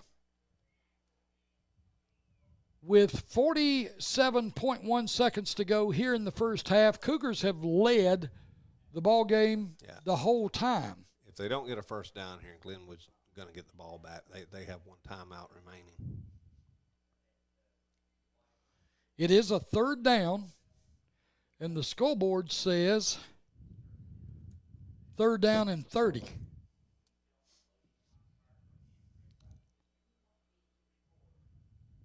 So the defense for Glenwood goes back onto the field, everybody dressed in orange. Cougars are going to come out, and they're going to line up and run an offensive play on a third down and 30 yards to go. Trip set to the right side. There's going to be a little spot pass. Little screen, wide receiver screen out there. Got running room, still on his feet as he's going to be driven finally out of bounds. That was really a well-designed and well-run play. That's a very important play, even though it didn't get the first down. It put him in a position to make a good punt, or at least try to kind of. And Landon Sims is really good with that Australian-style punt, so he can hopefully kick it away from number 7. Yeah, you got to keep it. You got to kick it away from A.J. Harris. But it does put them in a position to put them back some, so they don't just. How much time's left? With 37 seconds right here, I might even think about snapping it back there and just taking off and running with it. Well, you do have Landon Sims back there, so yeah, he's going to go with that little. Yep. Oh. Well, he's kicking it out of bounds, so he's doing the right thing. He kicked it along the far sideline, and he kicked it out of bounds. That's right. That is a good play, a smart play by the Cougars to keep the ball out of number 7's hands. You just can't let him touch a live football on either a punt or a kickoff return. You can't do it. You got 32 seconds and one timeout. So we'll stay here with the game. It's 32.3 seconds left to go. Cougars lead in the ball game by a score of 30-19. Glenwood, after the half, they'll get the ball coming back out in the second half to start it. Glenwood huddles, and they'll break the huddle. They bunch their receivers to the right-hand side. They've got a single wide receiver to the left. Quarterback by himself in the shotgun. That's going to be Crow rolling. He's looking. You better know he's looking for number 7. There's the ball. It's going to be thrown up, and it's going to be caught. But a good tackle there by Bubba Nettles, as Bubba Nettles is able actually on the catch, and that's going to be number 1. And that's going to be Redonda Beauchamp. So a good play there by Glenwood, as Beauchamp is able to make the catch. That was a good pass by that sophomore quarterback from Glenwood, too. Rolled out so he could see and made a good pass. Harris is going to be set to the left-hand side with Beauchamp. He's going to be the far receiver. Crook covering him. They're going to blitz him here. Man in motion. There's the snap. Here comes the blitz. Looking. They throw away. And good defense there by the Cougars. No penalty flag on the play. And the defender, actually, the defender for the Cougars was looking at possibly an offensive pass interference call, but he's not going to get it. Nah, that was kind of like the one we saw last week where it's up for grabs for both of them. They're both fighting for the ball. I think that was a good no call. So a good play there as the It was a good defensive play. Gators are going to now get back in the huddle. And that was number 22, Devin Kelly. 19.8 seconds left to go here in the first half. Cougars remaining with the lead, but Glenwood with the football. They break the huddle. Need to get some pressure on that quarterback now. A.J. Harris is going to be right in front of us here, I think flanked got his to the eyes right. on him. He's going to run. Let's see. Quarterback is going to get sacked. So a good job there. And excellent. J.J. Stevens needs to be careful because he kind of did the old belly-to-belly suplex there on the quarterback, and that's an easy way to get 15 yards caught on you if you're not careful. Timeout is going to be called, but we're just going to stay here. 11.8 seconds left to go in the first half. And now Glenwood's going backwards. The Cougar defense doing a good job as everybody's being covered downfield, and they're getting after the quarterback. Yeah. They gave the quarterback a little bit too much forward motion there, in my opinion. I gave him a couple of yards I'm not sure he earned. But it doesn't matter as far as they've got one play left, basically. So I think what they gave him is they gave him forward progress because J.J. Stevens there was giving him a little extra as he was trying to. That's right. He was trying to flip him backwards a little farther, so they did give him some forward progress. Third down now, and it looks like it's going to be near third down and 20. Third down and 18 is what they've got on the board. So we'll go with what they have because they're probably a better mathematician than me, especially on the fly. And with everything being wet, a lot of times when you're trying to figure out how many yards it is, you're trying to count hash marks and everything else. And with the field being in the shape that it's in, which it's in good playing shape, but the water just kind of washed some of the paint off of it. Remember here, they have no timeout, so they may go for the whole touchdown here. Ordinarily, they could have tried to get a little closer for one more play, and they may do that with a little square out or some sort of spot pass, but they don't have very much time and no timeouts. One thing they're probably trying to do right now is get the ball into number 7's hands, I would imagine, and they may just run him on a straight go and try to hit him. As we said last time, I think. Here comes the Cougars. They're going to blitz. Throw's going to be over the middle. It's going to be handled, and that was a good play by the Cougars. A good defensive play. Clock running, that's going to be it. That's going to be the end of the first half. So we will go to halftime with a lead here. The Cougars, the number 1 ranked AISA team in the state of Alabama, they're leading the number 2 ranked team at this juncture of the ball game. At halftime, the score, Escambia Academy 30 and the Glenwood Gators 19. We'll take a break. Let's take a good break this time, Joe. Get a lot of our sponsors in there. Let's take about a 3-minute break, and then we'll come back. That'll give us a chance to catch our breath, and we'll talk about things here at halftime when we return. You've been listening to, and we'll be listening to the end of, the Escambia Academy Cougars football game. You're listening on WBZR 105.9 FM and Facebook and YouTube.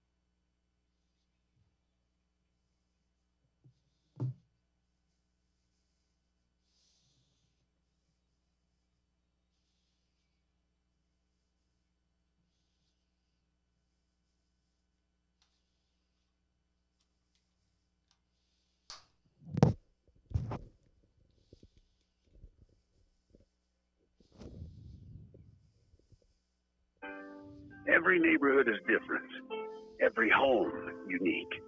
But one thing is for sure, everywhere you go, you'll find people who take pride in their homes. Indoors, outdoors, they're always working on something. At your local ACE, we're proud to play our part in the communities we serve. And we want you to know that whatever projects you're planning, whether they're big or small, we'll be there. Have a question? Come in and ask. Our associates will be glad to help. They'll show you everything you'll need to get started. Give you friendly tips and expert advice in getting great results. Helpful ways to help you save time and money. Painting a room a new color. Getting the lawn just right. From changing porch light to hanging pictures on the wall. If you need help, your local ACE is just minutes away. Stop by today. ACE, the helpful place. See Bondurant Lumber and Hardware with locations in Bruton, Century, and Atmore.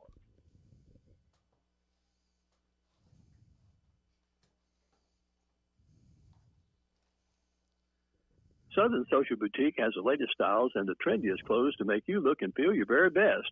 Southern Social Boutique always has something you'll love to wear at a price you can surely afford. And with all the excitement of footballs flying through the air, show your team pride for either Alabama or Auburn game day T-shirts available now for adults and children.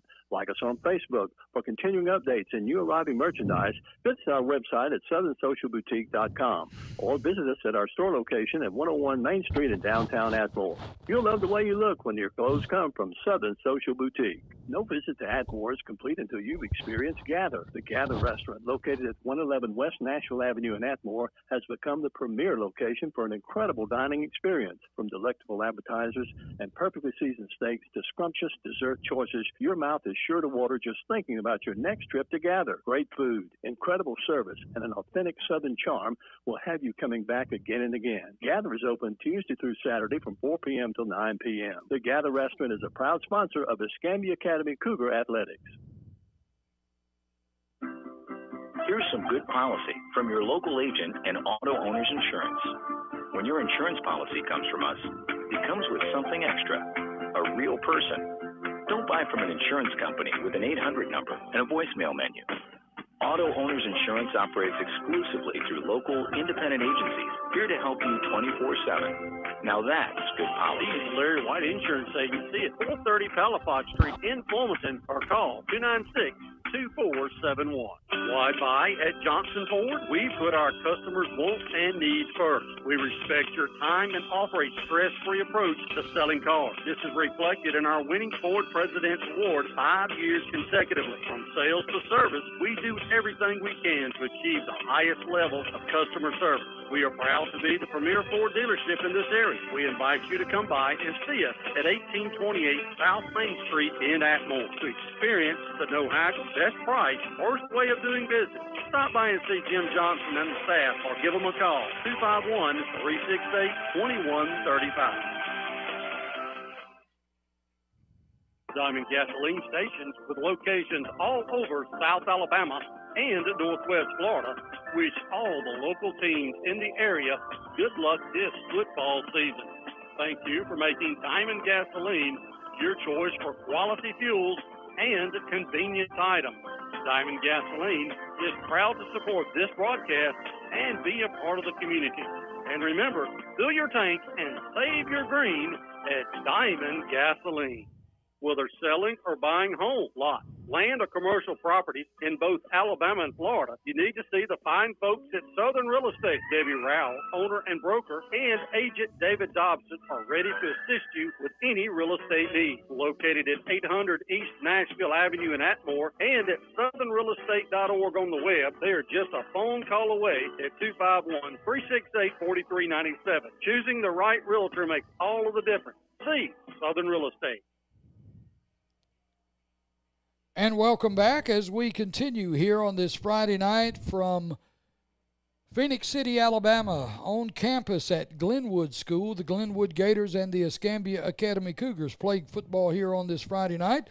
Cougars with a lead at halftime by a score of 30-19. Rick, this thing turned out basically the way we talked about it. You know, we have, especially when we're on the road like this, we have an opportunity to ride together for about 3 hours, and we talk about things that we may or may not see during a ball game.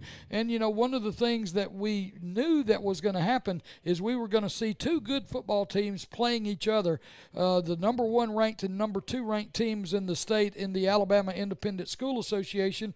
We also knew that we were going to see some great individual play, and Glenwood's big guy, their big player, A.J. Harris, has proven to be their go-to guy. He's had a touchdown run. He had the touchdown run on the kickoff return. We talked about it. There was a game that he was in, I believe it was last year, where I read stats on the game. The team that they were playing, and I can't remember who it was, but the team that Glenwood was playing, they got the ball first. They ran about 3 plays and punted. They punted the ball to A.J. Harris. He returned the punt for a touchdown. Well, they got the ball back after the kickoff. They ran 3 plays and out. They punted the ball to A.J. Harris. He ran that ball back for a touchdown. The whole thing was that Glenwood last year with A.J. Harris on the field, they scored 3 times in the first quarter of the ball game, and their offense had never even been on the field, and the other team was behind by a score of 21-0. You cannot afford to get the ball, kick the ball, punt the ball, whatever you do, keep the ball out of the hands of A.J. Harris. Oh, that's absolutely correct. And although Glenwood's got a good football team, it's clear that number 7, and they have other good players. Their quarterback's playing a good game, and so is Malik too, number 6. But the real deal is number 7, and that's A.J. Harris. And he's not just doing well on special teams and offense. He's also making good plays on defense for him. So. Well, he's listed by all the recruiting, everybody that's anybody in recruiting. I read a couple of things from Max Preps. I've read from things from Rivals and 24/7 Sports and stuff like that. Just looking at information on this kid, and he's a very good player, recognized as a good player, recognized as, like you said earlier, a 4-star, going to definitely be, if he's not already reached 5-star status. And I would say this, one of the things that may just be kind of holding him back a little bit is the fact that he comes from a smaller school. A kid of this kind of talent, is if he was playing at a 6A, 7A, something like that, in a larger market where he was getting television coverage and everything like that, like they do in the Mobiles, the Montgomerys, the Birminghams, places like Hoover and Thompson and all the McGill, Tulane. Those kids get a lot of play because they get sportscasters that are part of the Alabama Sports Writers Association and things like that. And larger TV markets. Right. People talk about them. And that's, you get your name out there, and something that you alluded to earlier that makes just a lot of sense. One of the things that obviously the coaching staff here and the parents of A.J. Harris, something they've done is they've got him in these coaching clinics where he's seen by these big-time coaches. Right, the 7-on-7 clinics around the country and others, and where he's able to showcase his skills. And, man, let me tell you, he's got them. He's got serious speed. He's got a good nose for the ball. Doesn't make many mistakes. He's just a really good football player. And of course, EA's got two in my opinion, blue chippers themselves with Bubba Harris and Landon Sims. They've certainly showed up tonight and played well also, and I'm sure they'll land on some good college football team somewhere too. Yeah, the Cougars are a good football team, no doubt. I know we just kept alluding to the fact that Harris is such a great player, and he is. But the one thing about the Cougars is that we've seen starting this year, the Cougars are big up front. The Cougars play team football. There's a lot of people touching the ball for the Cougars. A lot of people making tackles. Jadaniel Nettles, Landon Sims, Christian Crook, when he's in there, is a dynamic player. And let me tell you something. And I know we don't talk about them much, and we really should talk about them more. But this offensive front for the Cougars and the defensive front, they get after the quarterback. That's why this quarterback for Glenwood is unable to complete many passes because it's hard to complete passes when you're running for your life on defense. That's right. I think that really the score's 30-19. It's a good game, and it should be. You got two really good football teams. But as far as the line of scrimmage goes, to me, in my opinion, and that's all it is, EA is winning the line of scrimmage. Most of the 19 points the Gators have is just from big plays, and one of them a broken play. So we'll see how it goes in the second half. You got to play good defense to start the second half for sure, because like you said, you got the little possession battle going on, and we were able to stop them there. Though they gained it back, but our defense stopped them there at the end of the first half. But they'll get the ball back, and we've got to stop them there to get that possession battle back in our favor. Right, and one thing we talked about last week, and the Cougars, they do need to come out in this next half. Glenwood will get the football. Cougars need to stop, and they're back ahead in that possession battle. But one thing we talked about last week, and we noticed, each and every week that we've covered the Cougars, this is going into our second year. One thing that this coaching staff for EA does is they'll go in and coaching, you don't do coaching during a game from the sidelines. You can't do it because you got the game going on and everybody's yelling and you got all that flow going on. Now that everybody is in the locker room, coaches observe. They observe and watch and see what's happening on the field, and then they're going to go in and they're going to tell these guys, okay, this is what we saw, and this is how we're going to fix what we saw, or this is what we're going to do to counter what we saw. And so that's what coaching is all about. So that's what these guys are doing right now. They're sitting around in the locker room, and they're talking to each other, and they're saying, okay, guys, this is what we saw. All right, here's how we fix coaches it. And the position, your offensive line coach gets with his offensive lineman and goes, tell me what's happening. What are you looking at there? Your defensive line, your defensive coach gets with the defensive players and goes, tell me what's going on. What do we need to do? And then they make the adjustments. And EA and Coach Fountain and his staff are, in my viewing, since I've been doing this with you, they always come out in the second half pretty strong, and hopefully they will again tonight. So, but you're right. Yeah, if you wait till Saturday to coach, you've waited 5 days too late. That's right. And it's going to be interesting to see what the Cougars do, and I'm sure that they'll have something up their sleeve when they come back. Not to say you should coach on Saturdays, but I mean it's or Friday nights.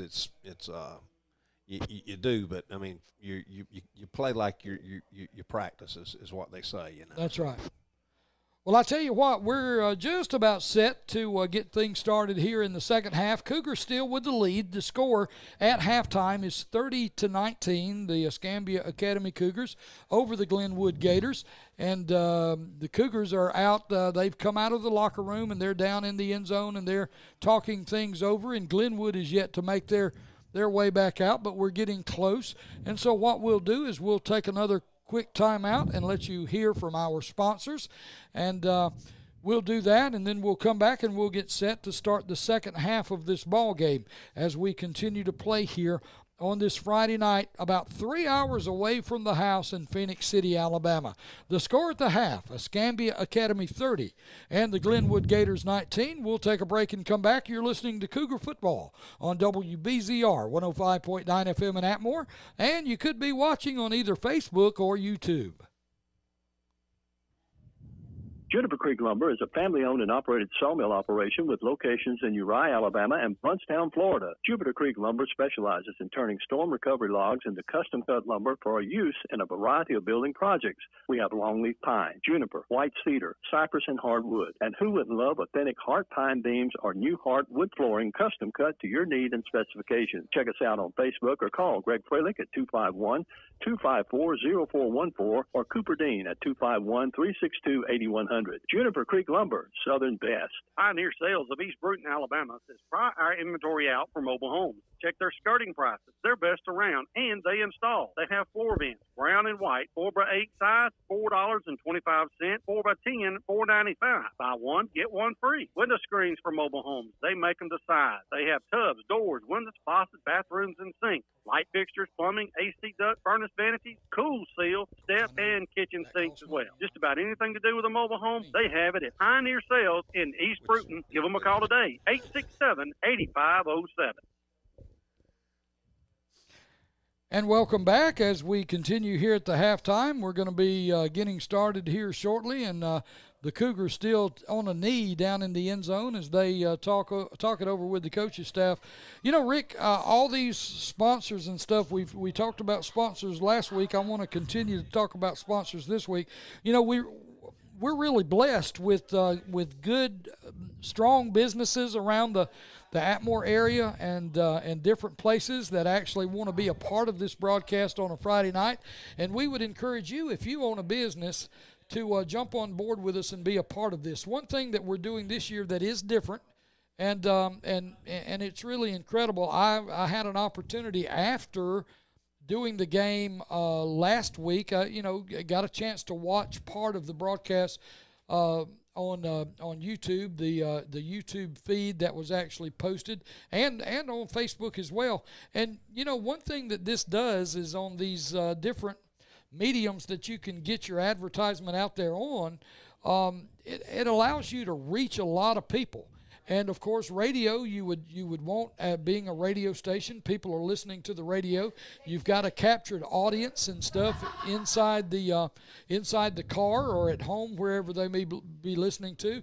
But on these YouTube and Facebook feeds, I mean, anywhere that somebody's got the YouTube app or the Facebook app, I mean, they can tune in and watch these ball games. You can either watch them live or watch the replays. And yes, we all understand there are going to be times when a live feed, depending on the Wi-Fi that is available to you to do a broadcast, you may get some times when maybe the broadcast buffers a little bit. I know it's aggravating. It happens to me all the time because my Wi-Fi at the house is not very good. But I will tell you this, that once we get this broadcast done and see Tim Dorr records and captures all of this audio and video onto a file, when it is posted and then redistributed on both Facebook and YouTube, it is flawless, and you can watch these broadcasts and listen to them, and you can hear the ads playing during the commercial breaks. You can see the video. The video's incredible,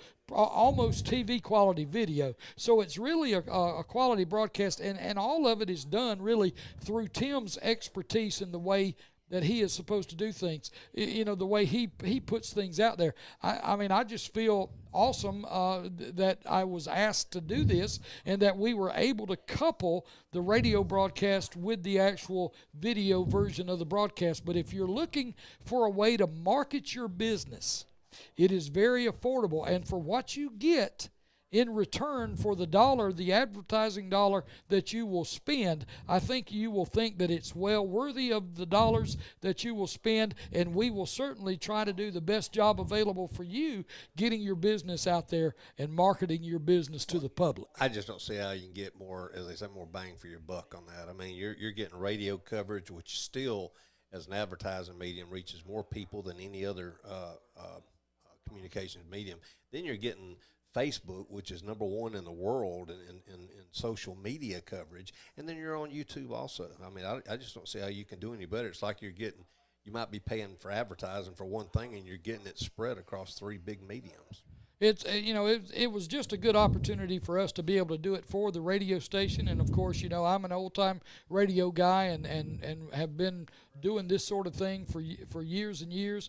And I just love the medium. I love radio, and I love doing it. As a matter of fact, I do on Sunday afternoon on WBZR. I got my own little radio show that I do, and I'll plug it while I've got an opportunity. But it's just an opportunity to do things on the radio and to be on the radio. And of course, my Sunday show that I do, I don't know whether you've ever had a chance to listen to it or not, but my little Sunday show that I do, is a gospel program, and what we try to do is we try to on Sunday, we share our faith on the radio program. We do a devotion at the bottom of the hour. We've got some great gospel music that we play. We call the program Sunday Afternoon Dinner on the Ground Radio.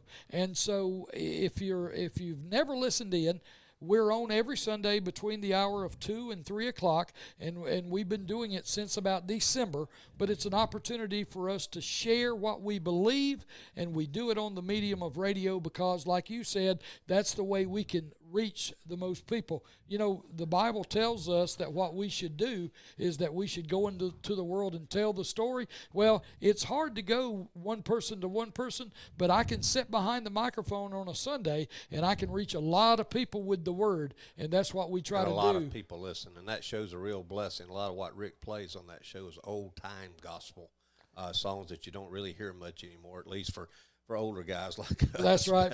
But I like the old time gospel. And you know how I am too about the I play some bluegrass on there. I love the old bluegrass tunes, and I play those. But anyway, there's my shameless plug for Sunday Afternoon Dinner on the Ground Radio. And like I said, it's each and every Sunday from 2 until 3 o'clock. And also, if you can listen, you're not required to eat dinner while you listen to it either. That's right. Well, usually by that time I've left church and going to get on the radio station, and I've choked something down awful quickly, and so I'm trying to let my dinner settle while we're sitting there doing our show from 2 until 3 o'clock. Also want to invite everyone out, if you don't happen to have a church to go to on Sunday, that from 11 to 12 o'clock, you can listen to the church services of Unity Baptist Church in Atmore as we broadcast those services live on WBZR. Just about ready to get things started here in the second half as I try to get up out of my chair and get things going, as the Glenwood Gators are going to get the football back here to start things in the second half. Escambia Academy leading in the game by a score of 30-19. Landon Sims approaches the ball. He's going to kick it off short, going to be fielded by an up man, but they got to make a tackle, and there's a tackle broken and then another tackle broken, and let's see, finally going to be drugged down from behind as they try to keep the ball away from number 7, A.J. Harris. They were able to do that, but the guy they kicked it to was number 14 for the Gators, and let's see if we can find his name. Once. Yeah, that's Neville Dean, the wide receiver, senior wide receiver, 6 foot, 185 pounds, and maybe we want to keep the ball away from him as well. First down and 10 for Glenwood. Ball going to be in Cougar territory, spotted down at about the 29-yard line. As Glenwood breaks the huddle, trips are going to be to the left side, a slot set to the right. We need to get somebody out there. Only the quarterback in the backfield. That's going to be number 2. That's going to be Crow. Crow is going to keep the football. Little quarterback keeper on a run-pass option. He's going to carry the ball off right tackle. So a well-designed play.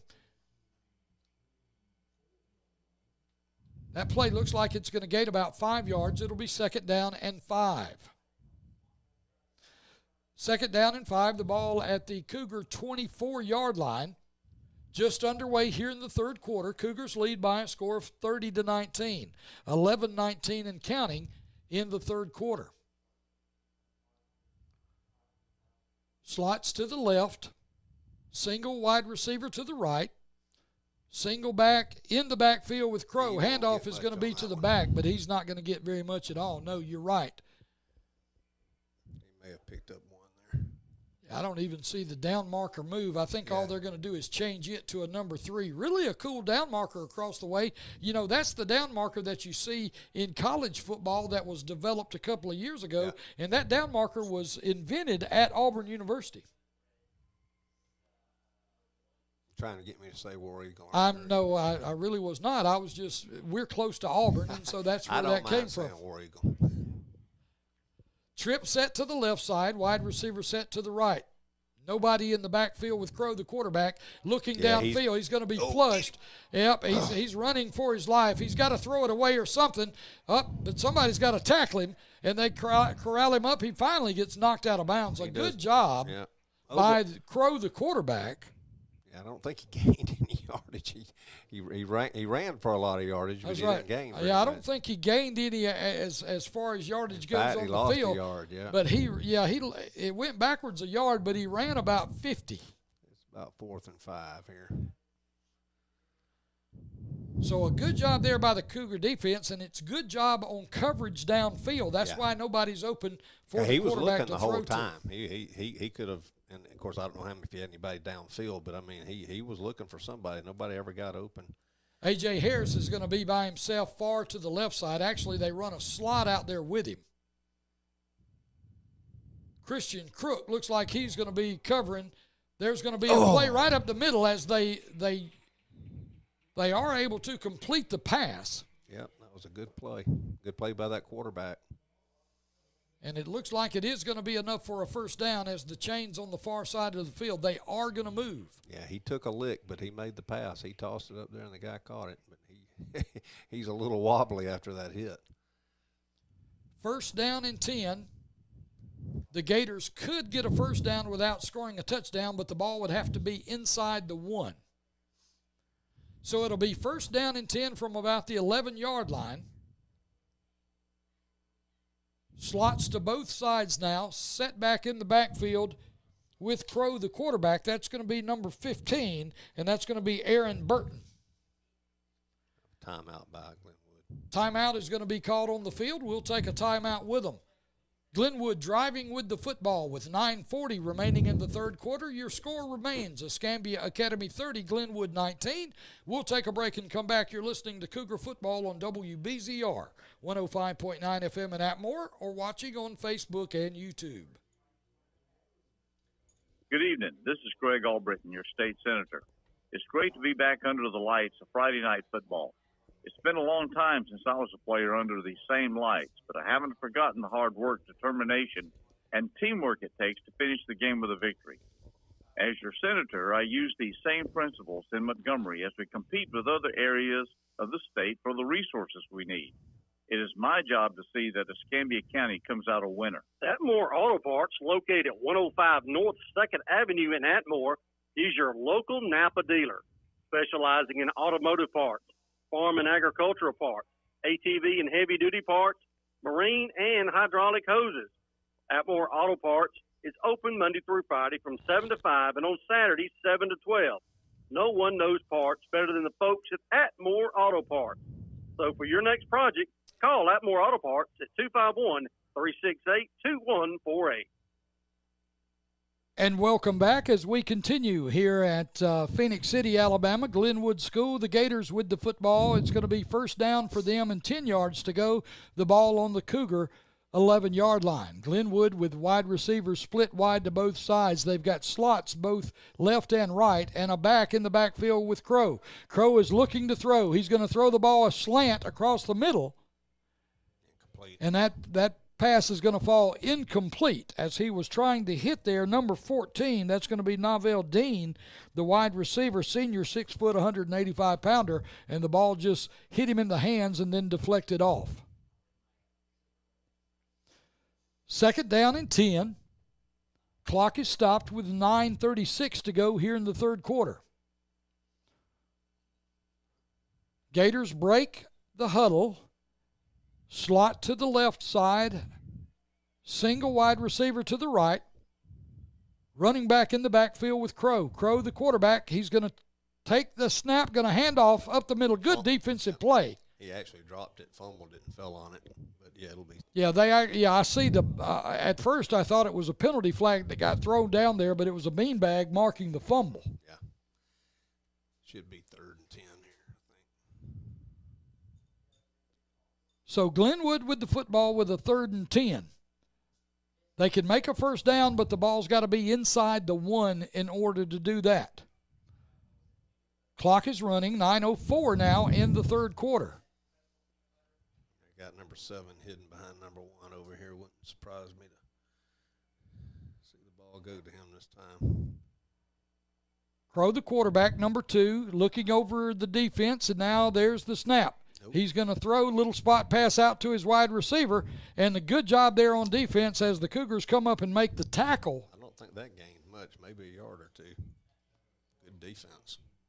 It's going to bring up a 4th down, and from the way the ball is marked over there, 4th down and about 7. So let's see what Glenwood chooses to do with the football right here. I don't see anybody coming out that looks like they're going to try to kick a field goal. Yeah. Big play right here. So the defense for the Cougars will stay on the field, and the offense for the Gators are breaking the huddle. They've got a slot set to the right side. One wide receiver goes wide left. Running back in the backfield with Crow to quarterback. He's in the shotgun. There's the snap. Looking, rolling to his right. He's going to throw it. Got a man in the end zone for a touchdown. Number 7. Yeah, I think that was Beauchamp. That was Beauchamp. number 1, Redonda Beauchamp, who was the receiver that caught the touchdown pass. Yeah. And so that's going to get the Glenwood Gators a little closer to the Cougars, but the Cougars still maintain the lead here in the 3rd quarter. Point after touchdown coming as the Glenwood Gators, they'll kick it. There's the snap. The kick is up. It looks like it got shanked and is no good. So with 7:55 remaining here in the 3rd quarter, the score is Escambia Academy 30, Glenwood 25. We'll take a break and come back. You're listening to Escambia Academy Cougar Football on WBZR 105.9 FM or either watching on Facebook or YouTube. Southern Social Boutique has the latest styles and the trendiest clothes to make you look and feel your very best. Southern Social Boutique always has something you'll love to wear at a price you can surely afford. And with all the excitement of footballs flying through the air, show your team pride for either Alabama or Auburn game day T-shirts available now for adults and children. Like us on Facebook for continuing updates and new arriving merchandise. Visit our website at southernsocialboutique.com or visit us at our store location at 101 Main Street in downtown Atmore. You'll love the way you look when your clothes come from Southern Social Boutique. No visit to Atmore is complete until you've experienced Gather. The Gather restaurant, located at 111 West Nashville Avenue in Atmore, has become the premier location for an incredible dining experience. From delectable appetizers and perfectly seasoned steaks to scrumptious dessert choices, your mouth is sure to water just thinking about your next trip to Gather. Great food, incredible service, and an authentic Southern charm will have you coming back again and again. Gather is open Tuesday through Saturday from 4 p.m. till 9 p.m. The Gather restaurant is a proud sponsor of Escambia Academy Cougar Athletics. And welcome back as the Cougars continue to lead in the ballgame. 7:55 to go 3rd quarter. Cougars with the lead 30-25. There's an onside kick, and it looks like the Cougars are going to get on it and recover it, as they'll have the ball just inside the 50-yard line. It's going to be spotted down at what appears to be their own 47. Yeah, a little trickery there that didn't work, but not a bad strategy. Well, the Cougars with an opportunity here, you know, they're still leading in the game, so they're actually, at this juncture, they're still a possession ahead. 30-25, and so if the Cougars can score right here, and they've been able to move the football pretty much at will, there's a penalty flag on the play, and that's going to be in the area of holding. Let's see what they're getting together, the referees are, and they're going to discuss what they saw. And I would guess just where the flag is that it is going to be a holding call against the Cougars.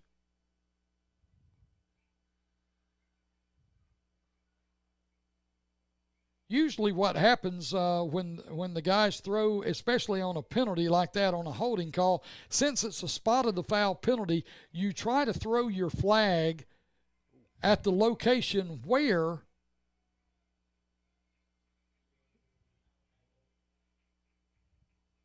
let's see what the call actually is. He's signaling numbers to reset the clock, but I hadn't actually seen. It looked like that the penalty, let's see, is that, well, yeah, probably from the spot of the foul, it's a 10-yard penalty. So I think it was a holding call. And then they were just saying to reset the game clock. Yeah, that's what it was, Rick. And then there was an injury on the far side by a Gator was injured, so a coach had to go over and attend to him, and he's coming to the sideline. So a defensive replacement, it looks like a cramp. That's what he's doing right there is the player that came off, he's having to stretch his calves out. And so cramps becoming an issue here in this ball game. Trips to the right side, man in motion. That's going to be Jadaniel Nettles, and there's that burst of speed. They won't catch him. There's Sims. He changes sides with it, and a good play there by number 6. Landon Sims, and also by number 6 of Glenwood. That's Tariq Maple. Yeah. Tariq Maple saved a touchdown, and that was a beautifully designed and beautifully run play by the Cougars. As everybody, all the flow went to the right side, and it was just a run-pass option where Landon Sims pulls the ball out of the running back's gut, and then he comes left. They actually pulled. Yeah. I really didn't think they were going to catch him. He had a little bit of an angle and just barely got him there at the end, but it's a good tackle. So a big play there for the Cougars. Handoff is going to be around right into Jadaniel Nettles, and a good little step and run, and he steps over a man into the end zone. And it looks like, yes, they signal touchdown. No flags. It's going to be touchdown Cougars, and like Rick said, no flags on the play. So very quickly there, the Cougars answered the touchdown of Glenwood, and it came on the legs of both Landon Sims, and there at the end you saw Bubba Nettles go into the end zone for a touchdown. Yeah, and of course we do, and deservedly so, talk about A.J. Harris being recruited, but Landon Sims and Bubba Nettles are also both recruited as seniors. So, and they are both adding game film to their repertoire tonight to send to college coaches to say, hey, look, we can play a little football as well. There's a kick's going to go up, and it is going to be good. That was kind of funny looking, but because Landon had to kind of wait on the ball to get placed down, it almost looked like that the holder was going to drop it, but did he able to get it up, and Landon just kind of snuck up on the ball and was able to get it up and get it through. The holder? That was a good play by the holder. We're going to have to watch that a little more closely. That was an excellent play. 7:26 to go here in the third quarter. We'll stay here since we just took a break. The Cougars with a lead, 37-25, and this is kind of a back-and-forth contest. But like we said, Rick, one of the things that are good right now is the Cougars still maintain. They're ahead possession-wise, and so that's what they're able to do is they are – and we are looking at, okay, Clark Prep and Patrician. A score from them, Clark Prep 46, Patrician 7. And that – was that right? Did I give that score right? Hold on just a second. Yeah, check that for me and let me double check because I know Patrician is who the Cougars play next week. So, okay, I got that backwards. It was Patrician 46, Clark Prep 7. And so next week, Patrician is who the Cougars will play at home when the Cougars return home. A high end-over-end kick was handled by one of the upbacks for the Glenwood Gators, and he fair caught it at the 32-yard line. So that's where Glenwood – sure. That's right. Glenwood's going to take the football right there at the 32, and it'll be first down and 10. We need a stop here. We got a 12-point lead. It's getting later in the game. This is when we need our defense to step up. 7:24 remaining third quarter. Cougars defense on the field. Glenwood breaks the huddle. Slot set to the left side. Some other players down here with some other players with some cramps on Glenwood side. So handoff is going to be to the back right, straight up the middle. And there's a good tackle by the Cougars, and that's going to be Landon Sims coming up to make that play. Landon's going to be injured. As he came up, made a strong, big hit. I think he's all right. Probably just a stinger of some sort, as he is walking under his own power to the sideline. That is one of the problems, though, you have when your starting quarterback plays safety. That is true. And that's small school football. I mean, that's just all there is to it. It was a great tackle. If he doesn't make that tackle, it's a touchdown. Aaron Burton on the carry for Glenwood as he gained first down yardage before Landon Sims comes up and puts the wood to him and knocks him down. Landon has to go out for a play because he's trying to get somebody to answer that telephone on the sideline. Right. There's the snap. Handoff is going to be to the back. Stop. Cougars on defense doing a good job there as they corral the running back. Looks like Hunter Smith might have got to him that time. Possibly Nick Kane. Yeah, Hunter Smith, and it also, it looks like number 60. Yeah, Nick Kane, that is the two players that make the defensive play there for the Cougars. So a good job there defensively, as the play is only going to gain about 1.5 yards. We'll call it a short 2. So it'll be 2nd down and 8 for Glenwood. Ball right at the 50-yard line. Glenwood, the Gators break the huddle. They got that bunch little receiver group right there to the left side. Single receiver here to the right. Oh. There they are. They're going to look for the quarterback. They're up in his face. There's a ball that's going to be thrown and caught. Man. And a number 14 there for Glenwood was able to catch the football as Crow, the quarterback, Dallas Crow, was running for his life and just threw it up, and Narvell Dean was able to run under it and catch it. Yeah, that was an outstanding play by Dean, no doubt about it. It was an outstanding play by Crow, too. So timeout is going to be on the field, and we'll take it with them. This is going to be an official's timeout for a water break with 6:01 remaining here in the third quarter. The score, Escambia Academy 37, Glenwood 25. We'll take a break and come back. You're listening to Cougar Football on WBZR 105.9 FM in Atmore and watching on Facebook and YouTube. Here's some good policy from your local agent and Auto Owners Insurance. When your insurance policy comes from us, it comes with something extra, a real person. Don't buy from an insurance company with an 800 number and a voicemail menu. Auto Owners Insurance operates exclusively through local independent agencies, here to help you 24/7. Now that's good policy. He's Larry White Insurance Agency at 430 Palafox Street in Wilmington, or call 296-2471.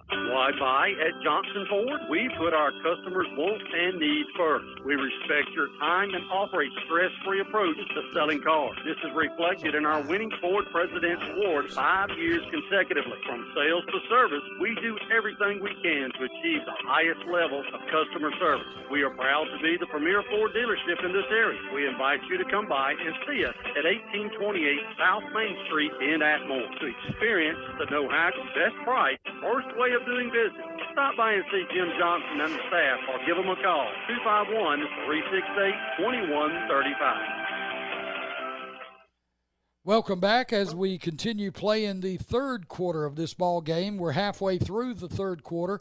6:01 remaining as the officials give the players a water break, and a well-deserved and needed water break, as we have reported, seeing a couple of players for Glenwood come off to the sideline and they're stretching because they're beginning to cramp.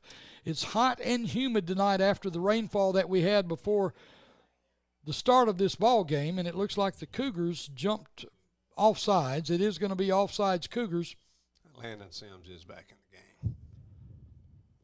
So the Cougars jump offside. That's going to give 5 free yards to Glenwood on first down. So it'll be first down and 5 rather than first down and 10. The ball spotted down on about the 30-yard line. There's the snap. Quarterback rolling. That's Crow. He's being chased, having to run back, and he throws it. That should be in. Well, he was out of the pocket, though, but it's hard to say. He's asking him. Well, I mean, you can. He probably won't get that one. You can tell certainly that all he's not trying to hit anybody with the football right there. He's trying to get rid of it. Yeah, the white hat did ask the line judge over there, but I mean that was pretty close to intentional grounding. Yeah, he had a guy that was in maybe the same zip code as him. I mean, it wasn't really that close, but he was over there, so they gave him the benefit of the doubt. And you expect that. I mean, especially if you're on the road somewhere, you're probably going to get the home bunch is going to get the calls to go a little bit their way on situations like that.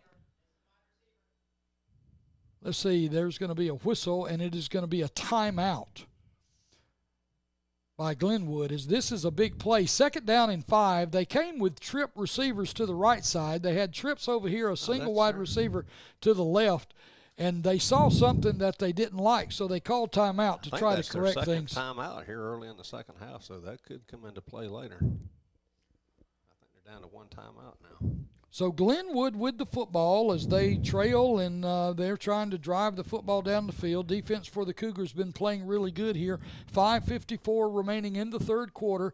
37-25 the score. And like I said, Patrician Academy, who will be the team that the Cougars play next week in Canoe when we come home for the first time. Patrician Academy big over Clark Prep. The final score there, I believe, was 46-7. Yeah. Was we the want final. everybody to come out and support the Cougars next week, too. Oh, yeah, we need to fill the place up. That's an area game, right? Oh, yeah, that'll be a region game there. We want everybody to come out and support the Cougars next week around the Canoe and Atmore area. So back on the line of scrimmage go the Gators. Trips to the right side, single wide receiver to the left. Nobody back there with Crow. He's by himself behind center in the shotgun. There's the snap. Crow looking down the field, still looking, got a man open. It's going to be behind the receiver. It's going to be short, but he picked up a couple. Third and about 2. Yeah, that's going to be a completion to number 1. That's going to be Beauchamp. Redonda Beauchamp, the senior wide receiver. It's going to be a third down now, 3rd down and 2. And Beauchamp would have probably had a chance to advance the ball after the catch, but the ball was behind him, and he had to slide down on his rear end to catch it. 3rd down and 2. Trips to the left, slot to the right. Here comes a man in motion. Quarterback is going to keep it. He's going to be grabbed by the jersey and thrown down. Good defensive play there by the Cougars. Let's get that number. Hold here. Yeah, that's going to be number 50 on the play for the Cougars. That's Hunter Smith. Hunter Smith doing a good job there defensively. And it is going to be holding against. So they'll probably decline the penalty and take the down. I would think so, because that'll make it 4th. Let's see what they do. They're looking to the sideline to see what the coaching staff wants to do. Holding against Glenwood, they're going to decline it. Be 4th and long. So they did lose yardage on the play. Yeah, it was a sack, so it's going to be about 4th and a long 6 here. So 4th down and 6. The clock is running with 4:59 to go here in the third quarter. There's the snap. Being flushed. Oh, nice play. Nice play right there. J.J. Stevens, number 10, gets through, and he is able to take the quarterback's legs out from under him and knock him down on the ground. The Cougars are going to take over the ball, 1st down and 10. We're back up in that possession count again, so we got our stop. So the Cougars defense comes through when they needed to come through. That was a really good play by J.J. I mean, he was in there like a lightning bolt. Well, that's part of the thing. You know, we talked about J.J. some last week, and one thing that I found out after looking at him, because I went out to Media Day that was held out at Escambia Academy back before the season started, and you could tell that J.J. has lost some weight. He said he was down about 30 pounds, That's right. and that just makes him quicker, and that quickness came through right there. Yeah, because that little quarterback has been able to escape a lot of pressure tonight, but he didn't even come close to escaping that time. 1st down and 10 for the Cougars. The snap to Landon Sims. Sims with the football. He's going to protect the football now and just bend over. He's still driving for yardage. And the pile is still moving and has not gone down yet. And finally, whistles were going to blow, as that was an incredible run, as it looked like a rugby scrub right there. So, Landon, if you were squatting there, I think you would have been up in the 400 or 500 pound range there, son. No doubt. He was showing some leg strength on that play, as he just kept carrying people. And finally, somebody just came in with an orange jersey on, and they just dove on the top of the pile and was able to knock the whole group down. 2nd down and 2 for the Cougars. There's the snap. Handoff is going to be to the back. That's going to be Bubba Nettles as he fights for yardage across the 50 into Gator territory. It'll be 1st down and 10 Cougars. So number 11, Jadaniel Bubba Nettles on the carry for the Cougars. That's going to move the sticks as the ball's now in Gator territory. It'll be 1st down and 10. The ball spotted on the Gator 40 8-yard line. That's a nice 1-2 punch to have, isn't it, Landon Sims and Bubba Nuttles? Cougars with the football. They're moving here with the clock running in the third quarter. 4:02 and counting. There goes number 2. That's Landon Sims, still on his feet. He's still running as he was actually dragging number 7. That was A.J. Yeah, I guess A.J. forgot how much Landon could squat. Yeah, A.J. had him by the jersey, but Landon Sims just kept going. So Landon Sims doing a good job with the offense out there, and Aaron Joshua Harris, A.J. Harris as he's known, he met his match on that play, and it was number 2. He has made a lot of stops on defense too.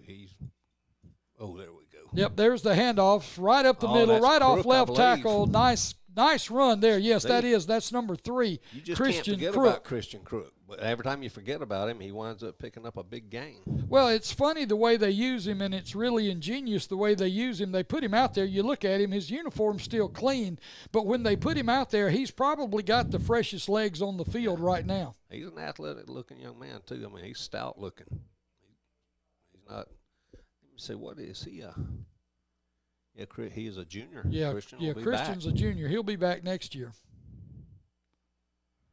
Cougars with the football as they continue to drive. First down and 10. The ball's going to be inside the 15, down about the 13. 3:27, the clock running here in the third quarter. Handoff is going to be to Nettles. No, he would have gone to the end zone. That was Christian Crook. Yeah. Christian would have gone to the end zone had somebody just not reached out and grabbed him by the shoestring. It's still a nice game. Gain of 4 on the carry, second down and 6. Ball inside the 15. Now Christian will come out and Bubba will be back in. Nose of the football is going to be down on the 10-yard line. Cougars with the football, driving, leading in the ball game by a score of 37-25.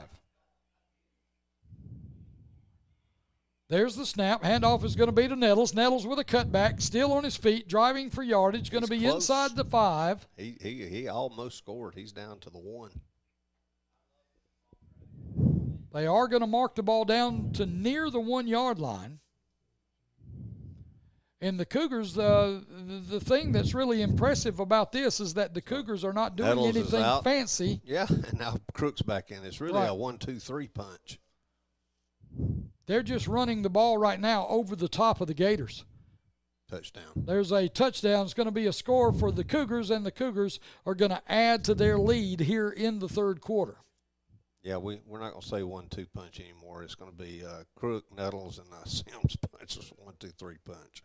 So 2:24 remaining in the third quarter. Cougars with the lead by a score of 43-25. And the all-important possession change. They stop them and they score. That's right. That's exactly what you want to happen as an offensive football team. At a minimum, you've got a 3-score game. Cougars are going to go for 2. And if they get the 2, it'll be a 4-score game. Here comes a man in motion. There's the snap. Handoff is going to be straight up the middle. That's Bubba Nettles. Bubba Nettles is going to get into the end zone and get the 2-point conversion, so the Cougars continue to add to their lead. The score after, we're still in the third quarter. 2:24 remaining in the third quarter, and the score, Escambia Academy 45 and Glenwood 25. We'll take a break and come back. You're listening to Cougar Football on WBZR 105.9 FM in Atmore and on Facebook and YouTube.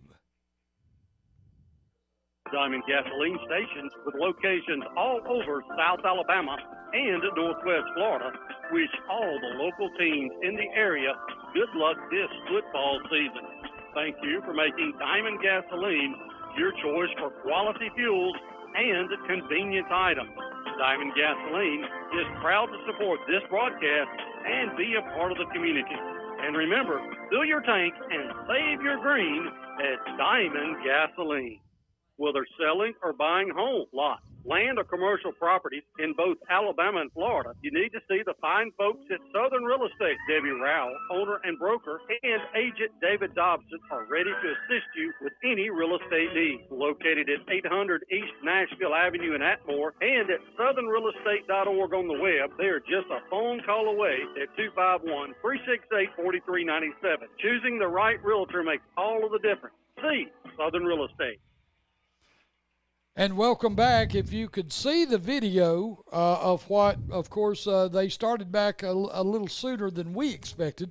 But if you could see the video on the video feed, number 14 for Glenwood just took the kickoff and went the distance. That's Novell Dean, the wide receiver, senior, 6 foot, 185 pounds. And he took the ball about 70 yards or so, 75 yards into the end zone for a touchdown. So Glenwood gets back on the scoreboard as they score again. And the score now, Escambia Academy 45 and the Glenwood Gators 31.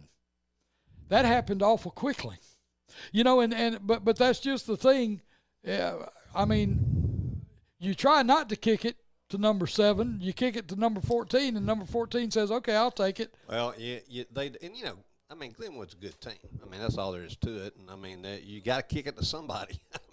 So looks like we need to work on what we talked about last week, staying in your lane. That's right. That's what they always told us in kickoff coverage. You got to stay in your lane.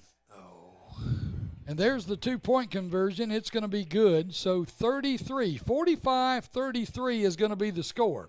Escambia Academy with the lead with 2:10 remaining here in the third quarter. The bad news here for Glenwood is you got to put the ball back in the hands of the Cougar offense, and they've really been clicking on all cylinders. Yeah, there's 45 points up there to account for it. And it hadn't been kick returns and things like that. It's been offense. No, it's actually been, hey, and one thing that the Cougars have done is they have really manhandled Glenwood tonight. Yeah, along the line of scrimmage, this hasn't, I mean, that's true. I mean, a lot of their points are from broken plays and kick returns and stuff. And that's part of the game. There's nothing wrong with that. But I like the way the Cougars' line of scrimmage has kind of controlled the pace. And if they hadn't, they would be losing right now for sure. So we'll see what we can do here with it. And the thing is, 45, that means that the score is actually back to 12. So one thing that you've got to be on guard for if you're Cougar special teams group is you got to watch out for the onside kick because they're going to try to do something. Yeah, they've tried it, and there's still plenty of time left in this ball game for them to get a stop and get on the scoreboard. So you want to make good plays, and you've got to make every play to the best of your ability. There it is right there. It's an onside kick, and they're not going to get it. The Glenwood Gators are going to get it. So they get the onside kick. That was perfectly executed by the kicking team. As we were talking about it, Glenwood kicks an onside kick, and they're able to recover it right at the 50. Boy, this is just nuts. I mean, we're controlling the line of scrimmage and just on plays like that. Of course, that's like we just said. It's part of the game. Onside kicks, kick returns, things like that. You've got to play in all facets of the game when you play these kind of teams. So let's see what our defense can do. Nose of the football just short of the 50-yard line at midfield. Glenwood with slots to the left and slots to the right. Crow, the quarterback, he's in the shotgun, got a back there with him. The back is blocking. Crow looking, rolling, going to throw, and he's going to overthrow, actually almost a play there by number 1, but the ball does fall incomplete. That's Redonda Beauchamp. Beauchamp has a couple of touchdowns tonight. The senior was just unable to make that play on the football. Number 2, Crow was just having to run for his life. Yeah. Defense with good pass rush right there. They were able to flush Crow out of the pocket, and he had to throw on the run and never got a chance to really set his feet. There may be some players out there that aren't in shape, but Mr. Crow's not one of them, the quarterback from Glenwood. He is run all over the place tonight. Slots to either side. There's the snap. Going to throw. Going to be a spot pass. Going to hit number – and a – good job there by the defense. They came up and stopped the play. That was a good catch and carry there by A.J. Harris. And little talking going on between A.J. Harris and J.J. Stevens of the Cougars. As they get up, you can see them jawing just a little bit back and forth. But I think it was all just a little competitive jargon going on right there between the two. There's the snap. Handoff's going to be to the back. Good job there by the defense of the Cougars as they clog up the middle and make the stop. The ball spotted down at about the 35-yard line. Might be a 1-yard gain on that one. Play gains 1 yard, be second down and 9. Ball at the Cougar 35-yard line. And the clock running here in the third quarter with 1:21, now 20 left to go in the third quarter.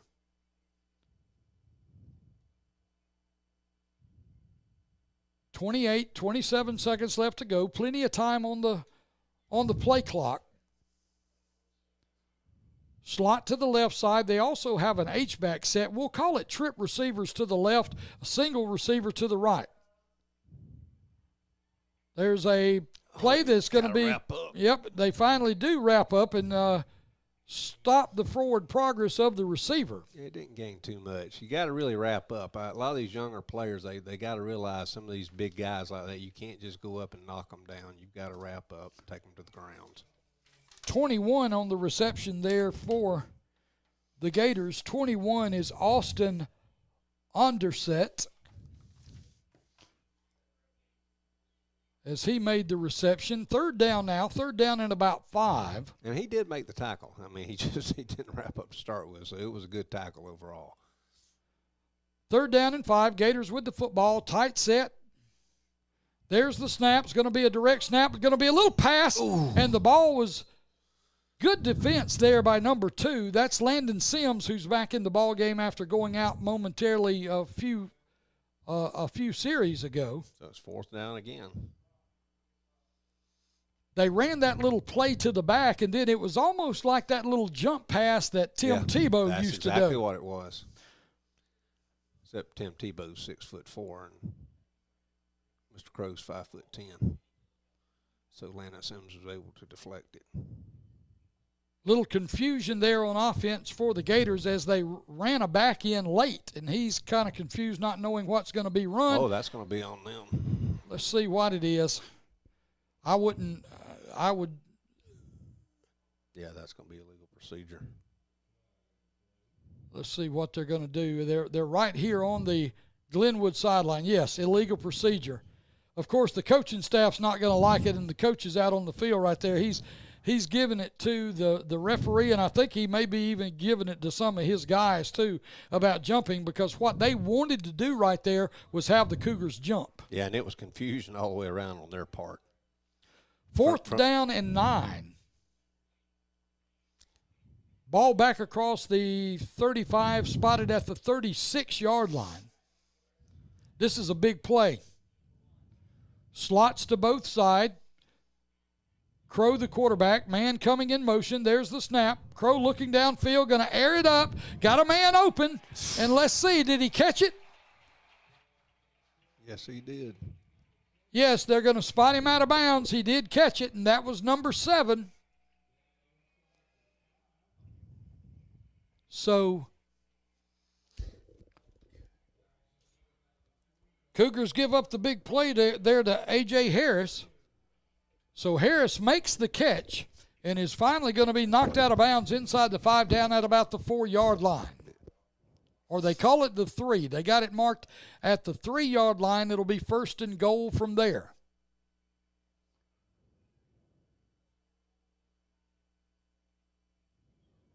There's the snap.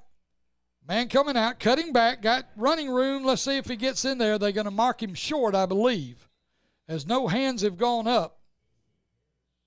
Yeah, I think he's just short. That was actually Harris, A.J. Harris on the carry. And it looks like he's limping out right there. Yeah, he's coming off the field. That's Harris right there. He got hit some way or another.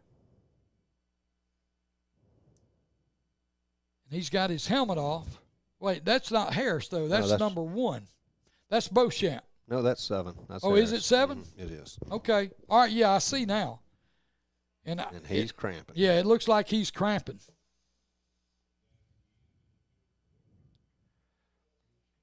So A.J. Harris, actually, I'm not so sure he's cramping. He's holding his right knee. He sure is. So anyway, that's going to end the third quarter of play. The score, Escambia Academy 45, the Glenwood Academy Gators 33. We'll take a break and come back with the fourth and final quarter. You're listening to Escambia Academy Cougar Football on WBZR 105.9 FM in Atmore and on Facebook and YouTube. Juniper Creek Lumber is a family-owned and operated sawmill operation with locations in Uriah, Alabama, and Bluntstown, Florida. Juniper Creek Lumber specializes in turning storm recovery logs into custom-cut lumber for use in a variety of building projects. We have longleaf pine, juniper, white cedar, cypress, and hardwood. And who wouldn't love authentic heart pine beams or new heart wood flooring custom-cut to your need and specifications? Check us out on Facebook or call Greg Freilich at 251-254-0414 or Cooper Dean at 251-362-8100. Juniper Creek Lumber, Southern best.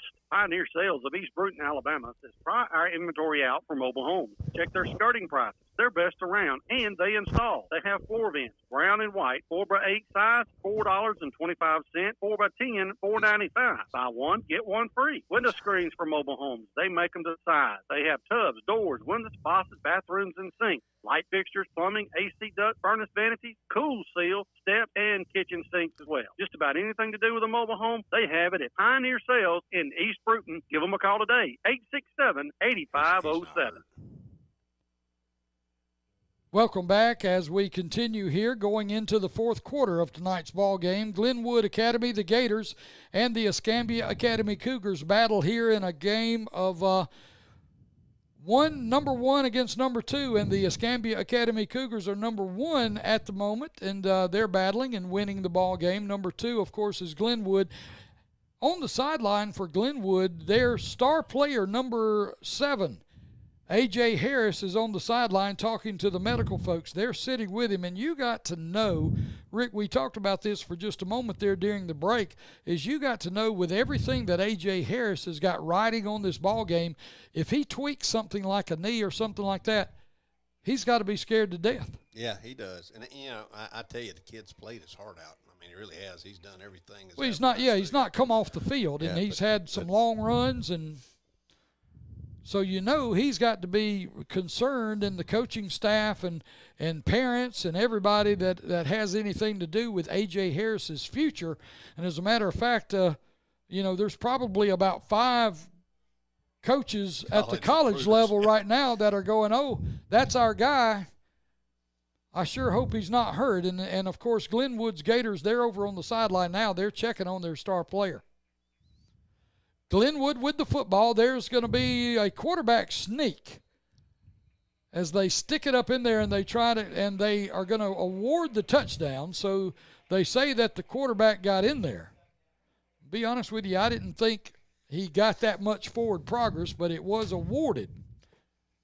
And I mean, he probably did. We can't see the angle up here, but the arms went up. I just thought he had a little further to go than what he did. So Glenwood scores. Well, he stretched it out. All he's got to do is break the plane, and of course he could have done that. So 11:54 left to go in the ball game. Escambia Academy still with the lead, 45-39. Glenwood's going to kick the point after touchdown, and of course if they get the point after, then they'll be trailing only by 5 points. And the special teams, I mean, we had a 20-point lead just a while ago, and special teams is responsible for this 14-point swing here. If they get this, hopefully they won't. That doesn't look like the regular kicker there, is it? That's not the same guy, is it? I'm not sure, to be honest with you, because most of the time I believe they may have made a change because of their lack of getting extra points, but I'm not sure. It could be the same one. So number 20 is now going to kick for Glenwood. He's in the game, and there's the ball is going to be placed down. Kick is going to be blocked. That's the second one tonight that the EA Cougars have blocked. On the field to do the kicking, that's going to be number 20. That's Griff Garner. Of course, it wasn't nothing he could do. It was just flat block, the great penetration up the middle.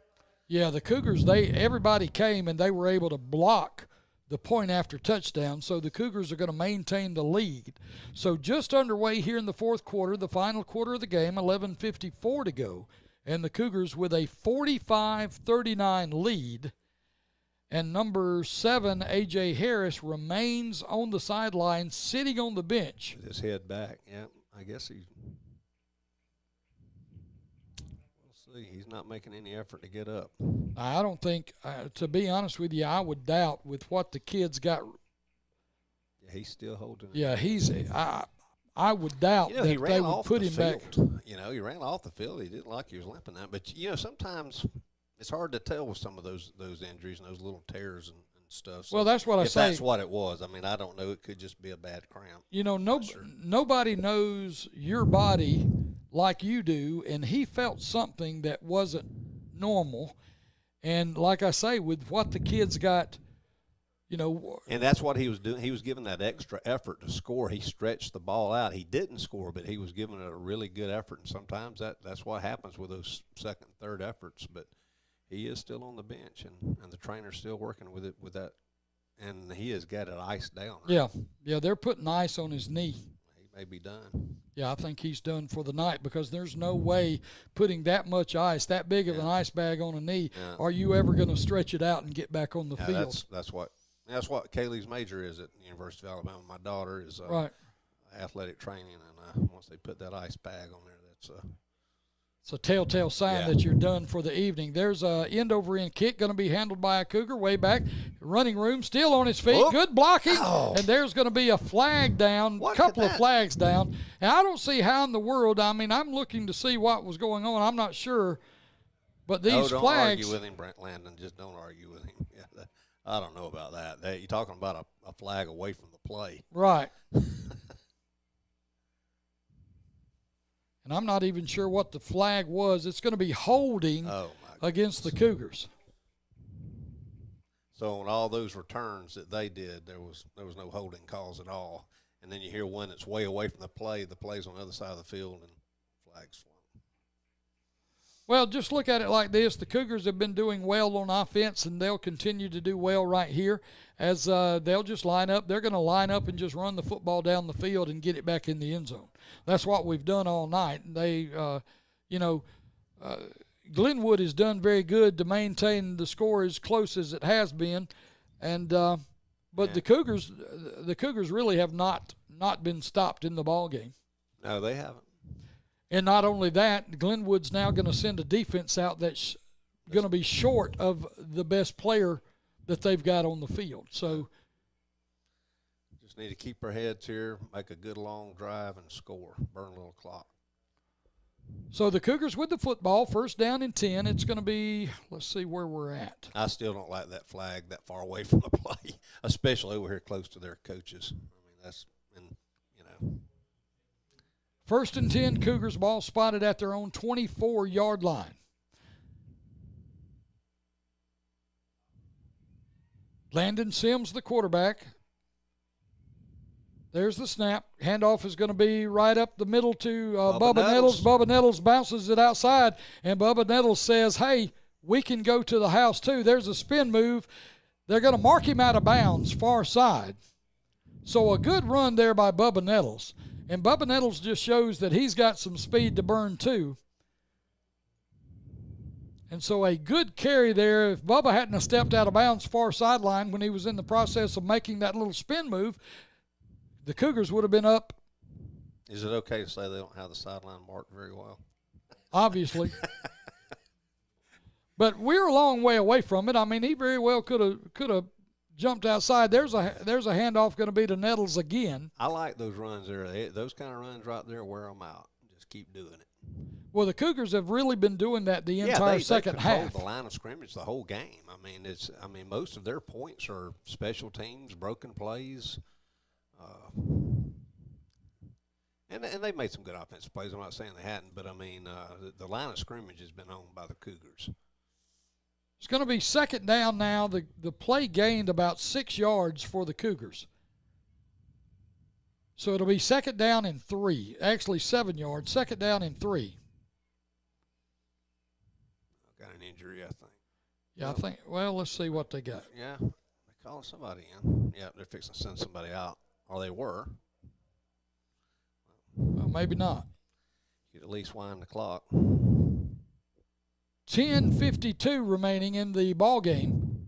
Handoff is going to be to number 11. That's Daniel Bubba Nettles for the Cougars. He's going to have enough for a first down as the Cougars continue just to march the ball down the field on Glenwood. Clock is going to be wound.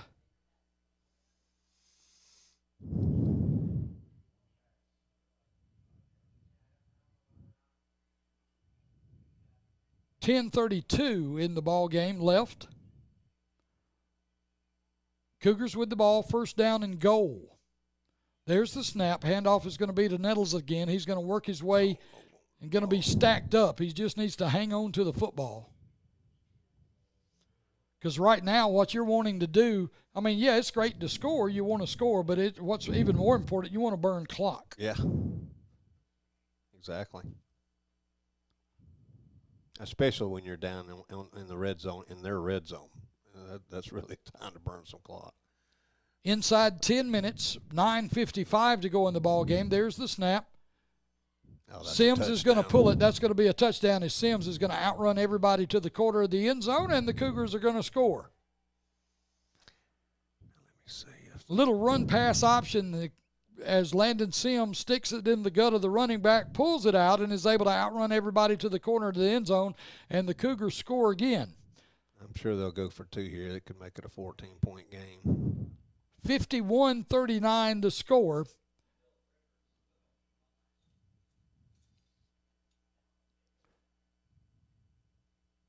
And let's see what the Cougars will do. No, they're going to kick it. Be a 13-point game. Yeah.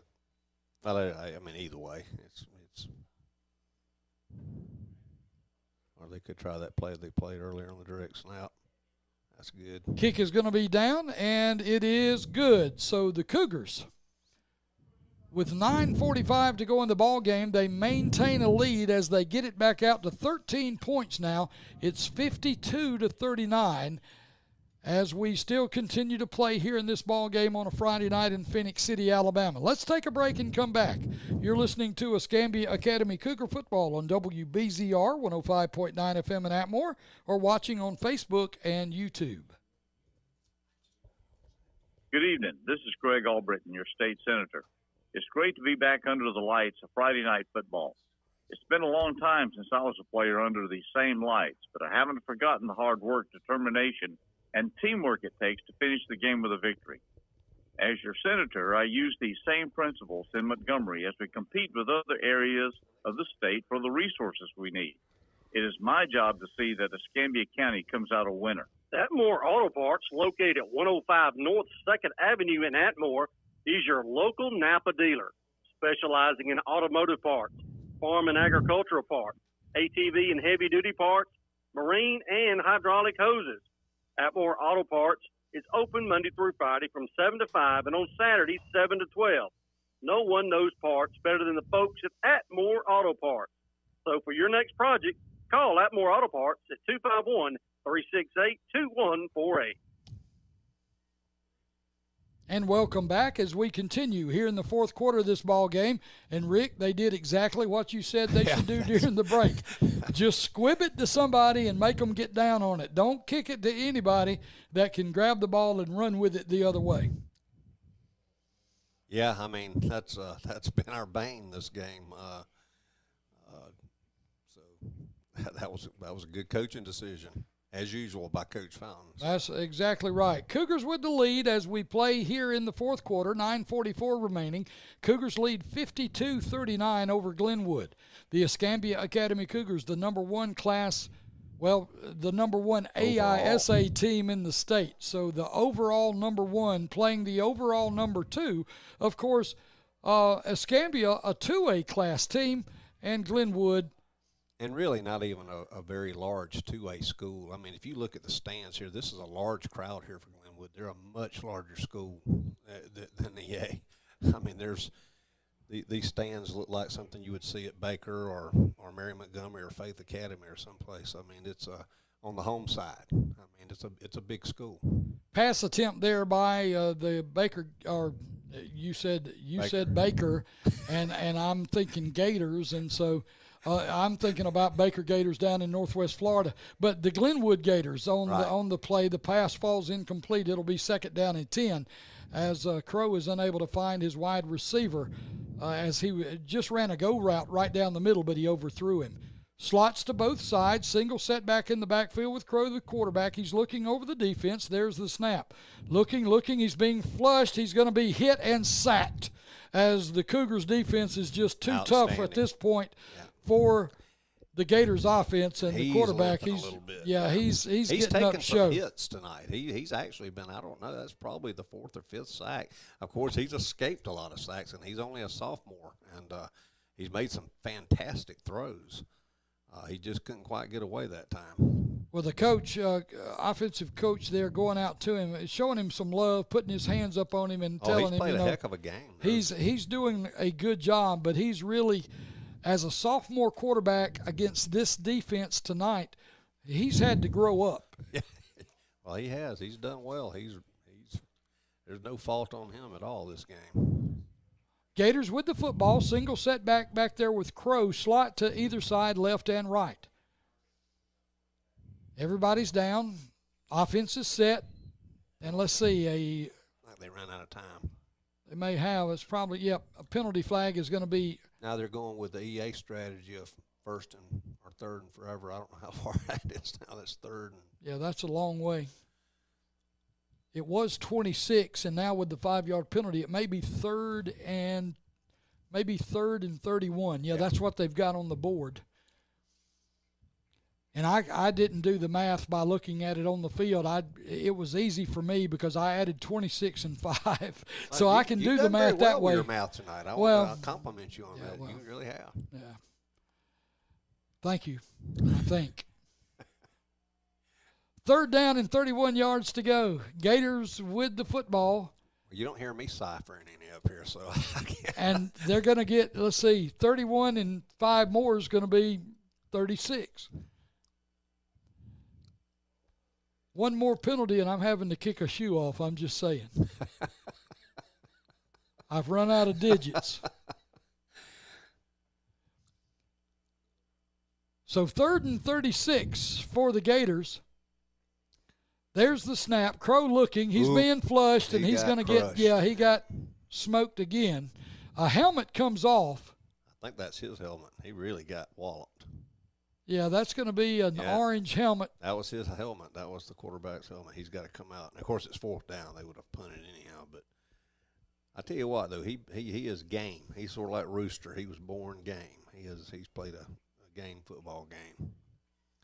I mean, he really got clobbered that time. So it's going to be 4th down, and from where the ball's going to be spotted down to where the 1st down marker is, that's a long-distance call. You'd go for it, wouldn't you? Oh, it's 3rd down? It's actually 4th. No, it's going to be 4th down. Yeah, hadn't changed the marker yet. There he goes. But, yeah, that's a long way. I think it's 4th, isn't it? Yeah, it's 4th. He didn't change it. Well, he hadn't changed it yet, but I'm pretty sure he's got to change it. Because, it was 3rd and 31. He just got sacked. So, I mean, how can it not be 4th? I don't know. Maybe it was wrong, though. Well, maybe the down marker. Well, everybody was wrong. Maybe the only one that really counts is what the white hat had. Quarterback back to throw. He's going to throw. He's got a man across the middle. Somebody's just got to come up and make a tackle of any sorts. And it's still 4th and long.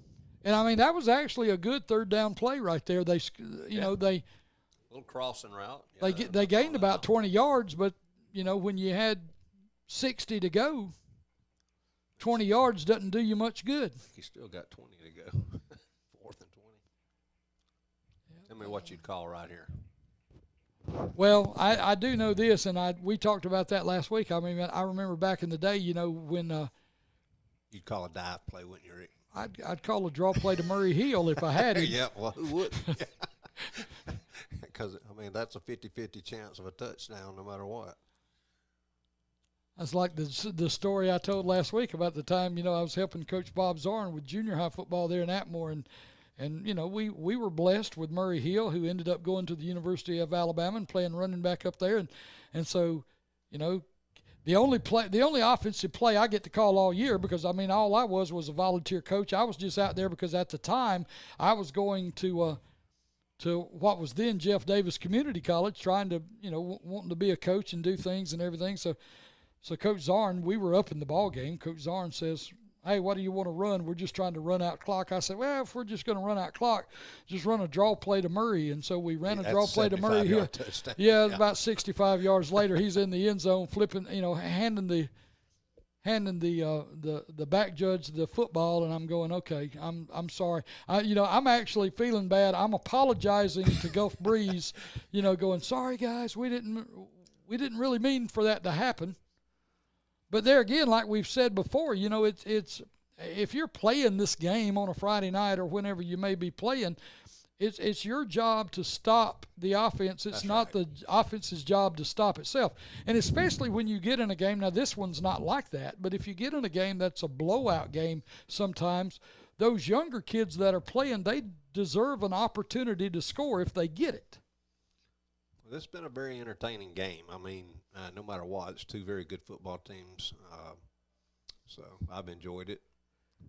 I've enjoyed it as well. Now, I will say this, with the rain delay that we had at the beginning, pushing the start of the game back 30 minutes and everything else, now it has been extremely long. I think we may have to break into that chicken from Popeyes. We need to thank our friends Rob and Sheila Faircloth for that. No doubt, yes. We still have chicken left from Atmore, so we'll be, instead of stopping on the way home, we're going to be passing chicken legs around. Can you believe another penalty flag? Yeah, there is a penalty flag right there to the near side.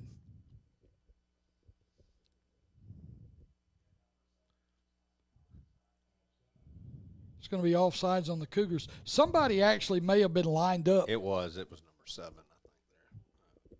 Lined up just barely. And we're still only halfway through the fourth Number quarter. Number 7's played a heck of a game, but he had the guilty look on that one. 6:44. There he goes. He's going to make up for it. He's going to make up for it. Oh! Good play. Good defensive play. No, that's not going to be a horse collar. He grabbed him by the front of the jersey.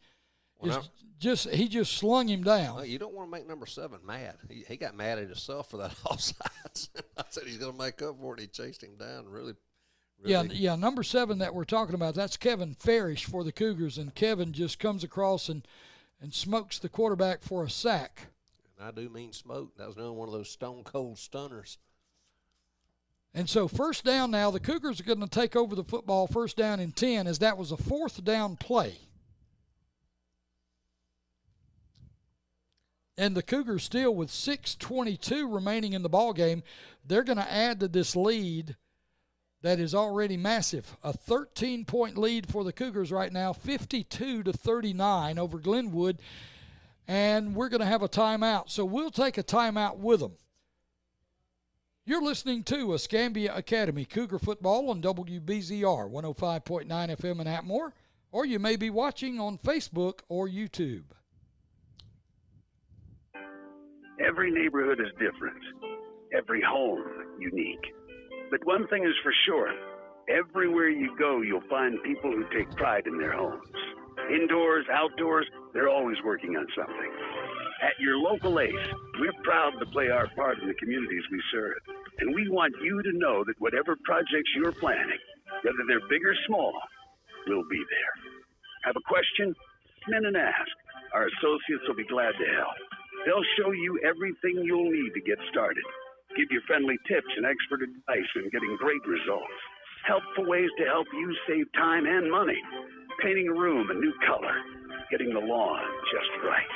From changing a porch light to hanging pictures on the wall. If you need help, your local ACE is just minutes away. Stop by today. ACE, the helpful place. See Bondurant Lumber and Hardware with locations in Bruton, Century, and Atmore.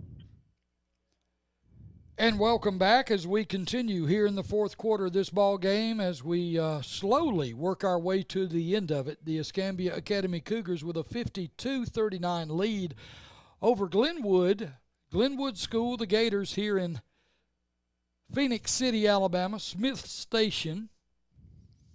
Cougars are now in the I formation with 2 tight ends in the game. They're just going to run the football. They're trying to eat up some clock. Yeah, that's all we want to do right now. Just burn clock. I mean, we'll score, but we want to burn that clock. So a good run there on first down by the Cougars. Play gains 3 yards. It's going to be 2nd down and 7.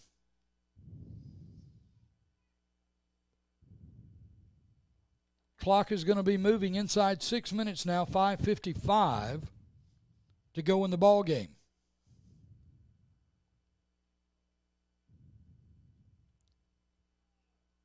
Cougars stay in the I formation, 2 tight ends. They're going to hand off to the back in the backfield. That's going to be number 11. That's Jadaniel Nettles. Nettles fighting for yardage as he just continues to run hard. Christian Crook. Okay, Christian Crook. I'm sorry.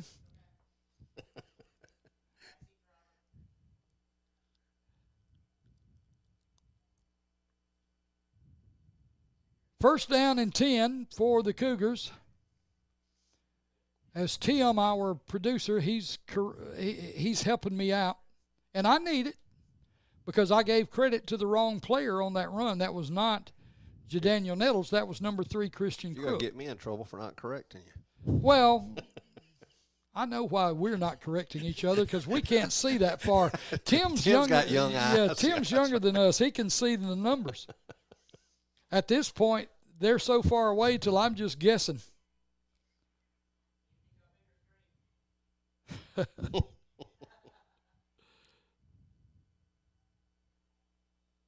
Second down now for the Cougars as they continue to drive the football inside the 15-yard line. Looks like it's going to be spotted on about the 11. Second down and 7. Trying to run clock, so they're letting the play clock down. That's going to be at 6 seconds, 5 seconds. They're going to probably snap it when it gets to about to 2. There's the snap. That's Christian Crook again. He dives for the end zone, and I tell you, how he didn't get that. Yeah, I don't see how you don't give him a touchdown because before he was out of bounds, he hit the pylon. Yeah, I mean, I don't know. I think they took one from you, Christian, on that one. Well, it's okay. Yeah, he hit the pylon with the ball. I mean, I don't know how you didn't score. It gives us another play to run on offense, which means we get to eat up about another at least 25 seconds. Clock running inside 4 minutes now, 3:55. Cougars with the football, and they're knocking on the door. Handoff is going to be to number 3, Christian Crook, and he's going to tiptoe into the end zone for a touchdown. So the Cougars are going to score again here with 3:42 remaining in the ball game. The score now, Escambia Academy 58, Glenwood Academy 39, so a 19-point lead for the Cougars.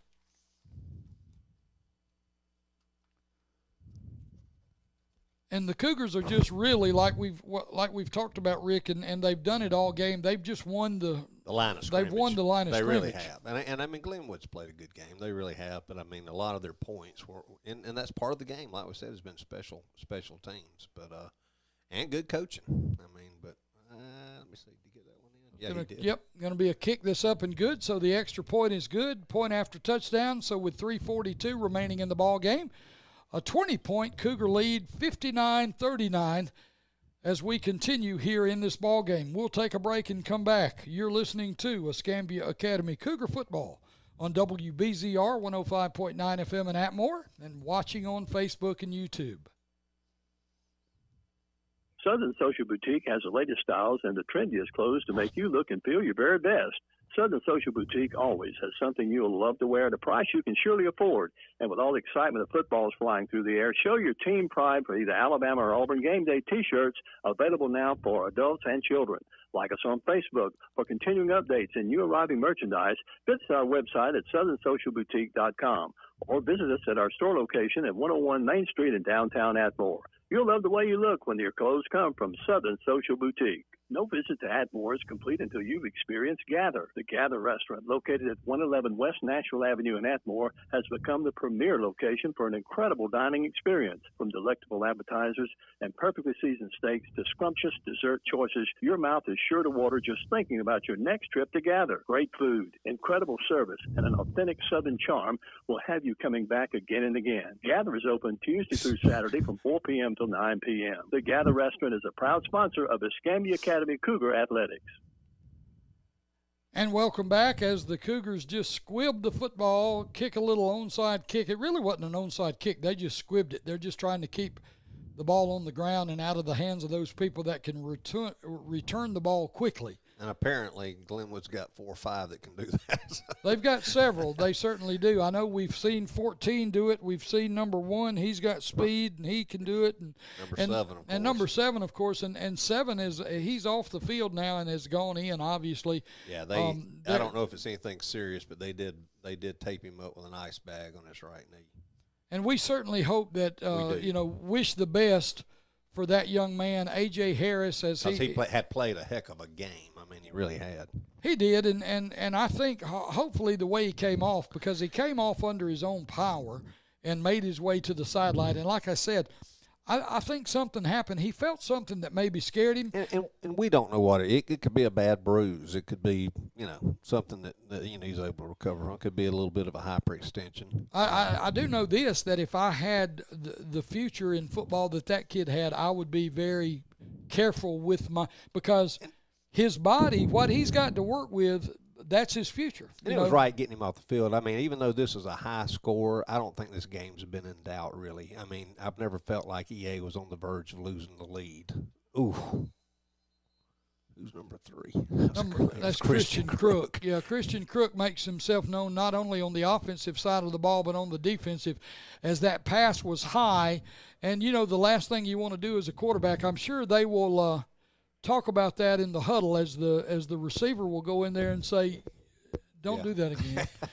Don't throw it there. Yeah, you can throw it to me, but just don't throw it there. It's tea time. Right.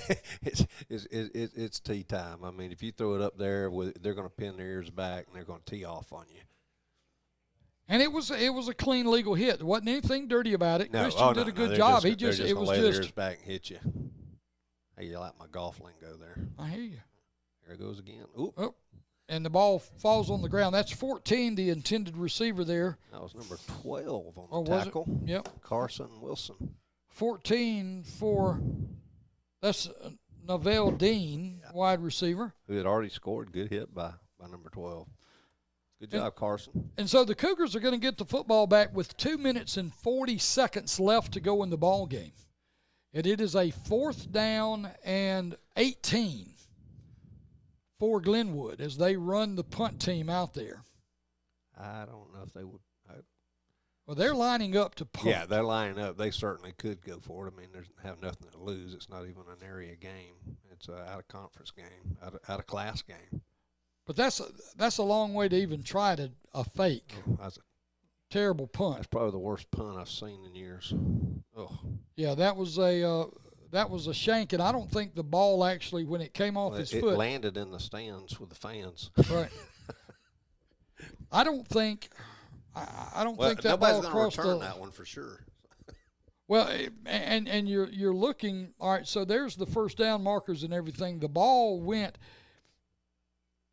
It was probably about an 8-yard punt from the line of scrimmage. And now the down markers they're gonna flip-flop and go the other way. So it's going to be a 1st down and 10 for the Cougars. The ball's going to be spotted at the Glenwood 40-yard line. And there was a very large crowd here earlier. I mean, this is a big school, and most of them have left. Yeah, this place is cleaned out. 1st down and 10 for the Cougars. They're over there talking about things as they're just trying to run the clock out here on this final 2 minutes and 35 seconds of this ball game. And just to kind of give you preliminaries of what we're going to do, it's going to be a big-time win for the Cougars. 2 weeks in a row. As they send the offense back out there on the field. Joe, what we're going to do, I'm just going to talk to you and tell you what we're going to do, is we're going to keep it here.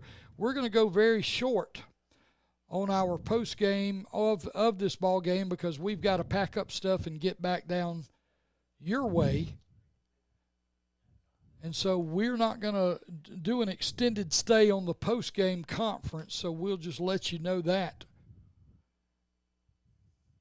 Cougars have clean jerseys all over the place on the field as we continue. There's going to be a fumble, and it's going to be a turnover as the Cougars are going to give the ball back to the Gators. So a lot of new numbers out there for the Cougars. A lot of folks with that have not been dirty yet are out there with an opportunity to get dirty, and they just give the ball back. But that's part of that learning process. For the younger players, yeah, it's okay for those hard, long third and fourth efforts. But, you know, if you play the football a lot and watch a lot of football, you'll notice that a lot of times that's when the ball comes popping out, even for collegiate and NFL players. So you just got to hang on to the ball. It was a hard run by number 25. First team defense is going to come out for the Cougars. Well, they got a couple of new jerseys out there because I see some cats that are. Both teams do. So there's the snap. Fake the handoff. Quarterback's going to keep the football. That's going to be the starter at quarterback that's going to have the football. That's number 2. See, at this point, I don't know. That's going to be Dallas Crow. Well, you know, I mean, Glenwood. Well, he is only a sophomore, though. Yeah, they're playing with pride here. Yeah, they don't want to. He is only a sophomore. They don't want to lose by 20. I mean, they could score here and only lose by 12 if they get the 2 points. I still get to sing the song, don't I? Well, you could. You tell me when you cue me. Okay.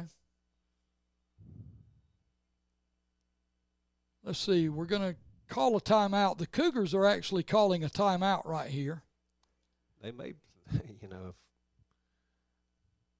And we'll just stay here. I tell you what I think maybe what the Cougars are doing. They got a lot of young kids on defense right now, and they're just wanting to talk to them and say, hey, look, this is what we're doing, and getting everybody on the same page. 2 minutes, 1 second left to go in the ball game. Cougars with a 20-point lead, 59-39. I think you're right. I think I don't think he's going to swap anybody out. He's just telling them, hey, just contain. Right. You know. Just don't make it easy for them. You know, and we talked about things earlier. You know, it's hard to coach on game night, but when you've got kids that are experiencing this level of competition for the first time, you got to kind of coach them through it. You got to talk to them and tell them what to expect. Well, you just made a point on something. You know, this Glenwood team, sophomore quarterback, their 5-star recruits are juniors. Right. I mean, this Glenwood team young. is going to be good next year. If you remember the pregame interview with Coach Fountain, Coach Hugh Fountain, he said the same thing. Yeah. He said this is a young group of kids on that side for Glenwood. There's the snap. Oh, missed a tackle. That's got to be holding right there, but they're not going to call it. That is a big boy that got the ball right there. Ooh. 70 right there. And I'm just pointing that out because I saw it, and I wasn't sure. That's what Coach Fountain wanted them to do. Just don't make it easy. And they made the tackle. Right. The clock's running. I could sing my song if I wanted to at this point. Well, go ahead and sing your song. It's 1:36 to go. Turn out the lights. The party's over. There you go. Say that all good things must end. Well, yeah. I can't really sing. Well, we're going to have to work on that part of it. No, let's don't. You sure? No, let's not and say we did. Oh, Still on his feet. Number 2, Crow, the quarterback, is just weaving his way through, and he's going to get into the end zone for. I've jinxed it for with the game. See what you did. It's like in a baseball game. If a pitcher's got a no-hitter, you don't go sit by him and talk to him about his no-hitter. You leave him alone. Just leave, you know. I mean, well, Coach Fountain had. I mean, he did. He had lots of players. Oh yeah, those are probably just a it's probably his junior high defense right there. And even though he did score, the party is over. Yeah, I mean it's a minute and 9 seconds to go in the ball game. Cougars are going to get the football back, and it's 59-45 right now. So it's a 14-point lead.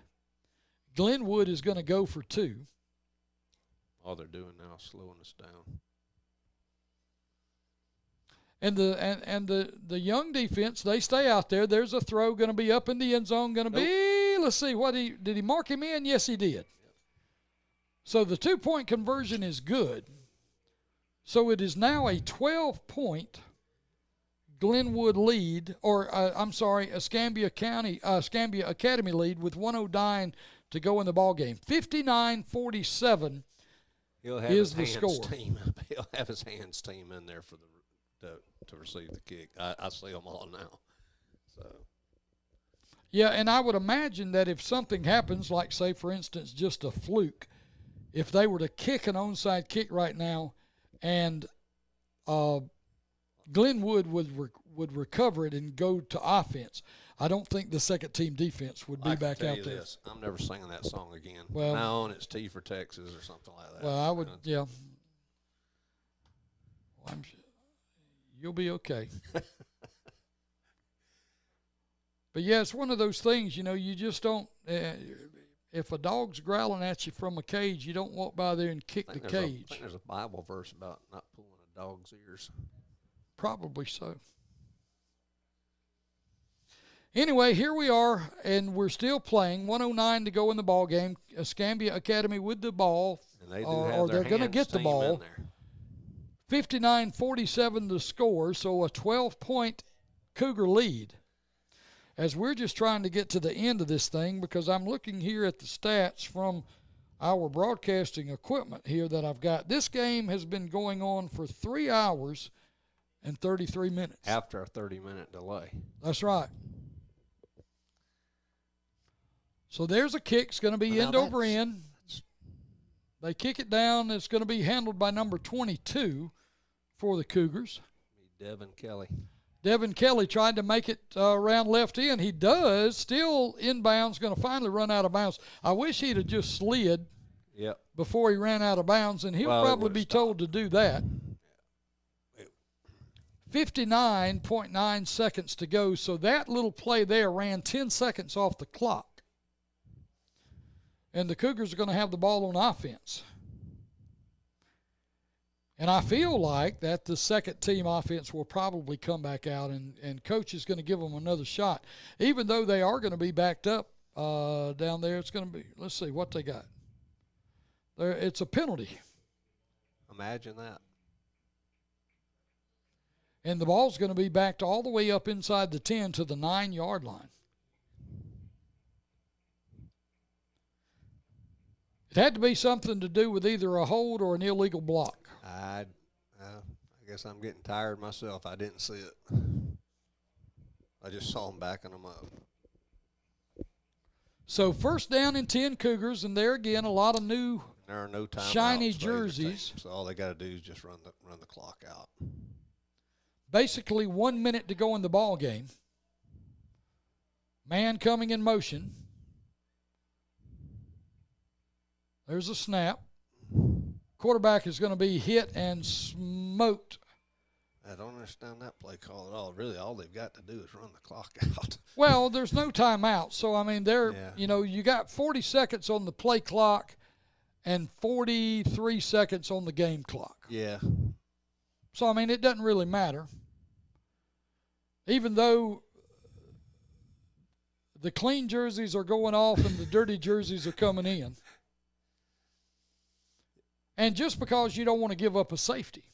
Because if you give up a safety, if something was to happen and you were to give up a safety on another play, then you've got to kick it. Just let it run down, snap it, take a knee. Well, he can't take a knee. He's in the end zone. He's got to come forward. They're going to run a quarterback sneak. That's it. And that's going to run the clock out now. 5, 4, 3, 2, 1, and that's going to be the ball game. So, Rick, good ball game tonight. It went back and forth. The Cougars really dominated the game, not necessarily on the scoreboard so much, but I guarantee you the stats. When we get the stats from this ball game, the Cougars, they just really controlled the line of scrimmage. They really manhandled the team on the game, and the Cougars. They pick up a second win against a ranked opponent. Yeah, a 3A ranked opponent. So they're 2-0. That's a good point. We don't want to lose sight of that. They have beaten the top ranked 3A team in the state, after traveling for hours 2 weeks in a row. So next week we'll at least get to go back home to Canoe and play another good team, though, however. So a great game tonight as we came up here to Glenwood, 3.5 hours away from the house, and the EA Cougars pick up a victory on the road as they end up defeating Glenwood by a score of 59. What was the other score? Because they've turned the scoreboard over again. I think it was 59-43. Okay, it was 59. They turned the scoreboard off. So far, 2 weeks in a row, these teams take it personal when you beat them. They turn the scoreboard off in a hurry. They don't want anybody looking at the score, especially if they've got the losing score up there. But anyway, the Cougars win again, and we win the ball game. And next week we'll be at home, so we'll get to stay close to home next week. We'll get to go and eat us a little something pregame next week, so we'll be glad to do that, and we'll be right there close to the house. Thank you, everybody who tuned in tonight and enjoyed this broadcast. Thank you to all our sponsors for allowing us to come up here and take care of the game coverage for you guys. And hopefully you'll join us next week as we continue week to week to cover the Escambia Academy Cougars on the radio, on video, also on Facebook and YouTube. That's going to do it for my partner, Rick Burkett, myself, Ricky Dean. We're in Phoenix City. We're fixing to make that 3.5 hour drive back to the house, and hopefully we'll get there safely and unscathed. Until next week, join us, and we'll be glad to have you. You've been listening to Escambia Academy Cougar Football on WBZR 105.9 FM in Atmore and on Facebook and YouTube.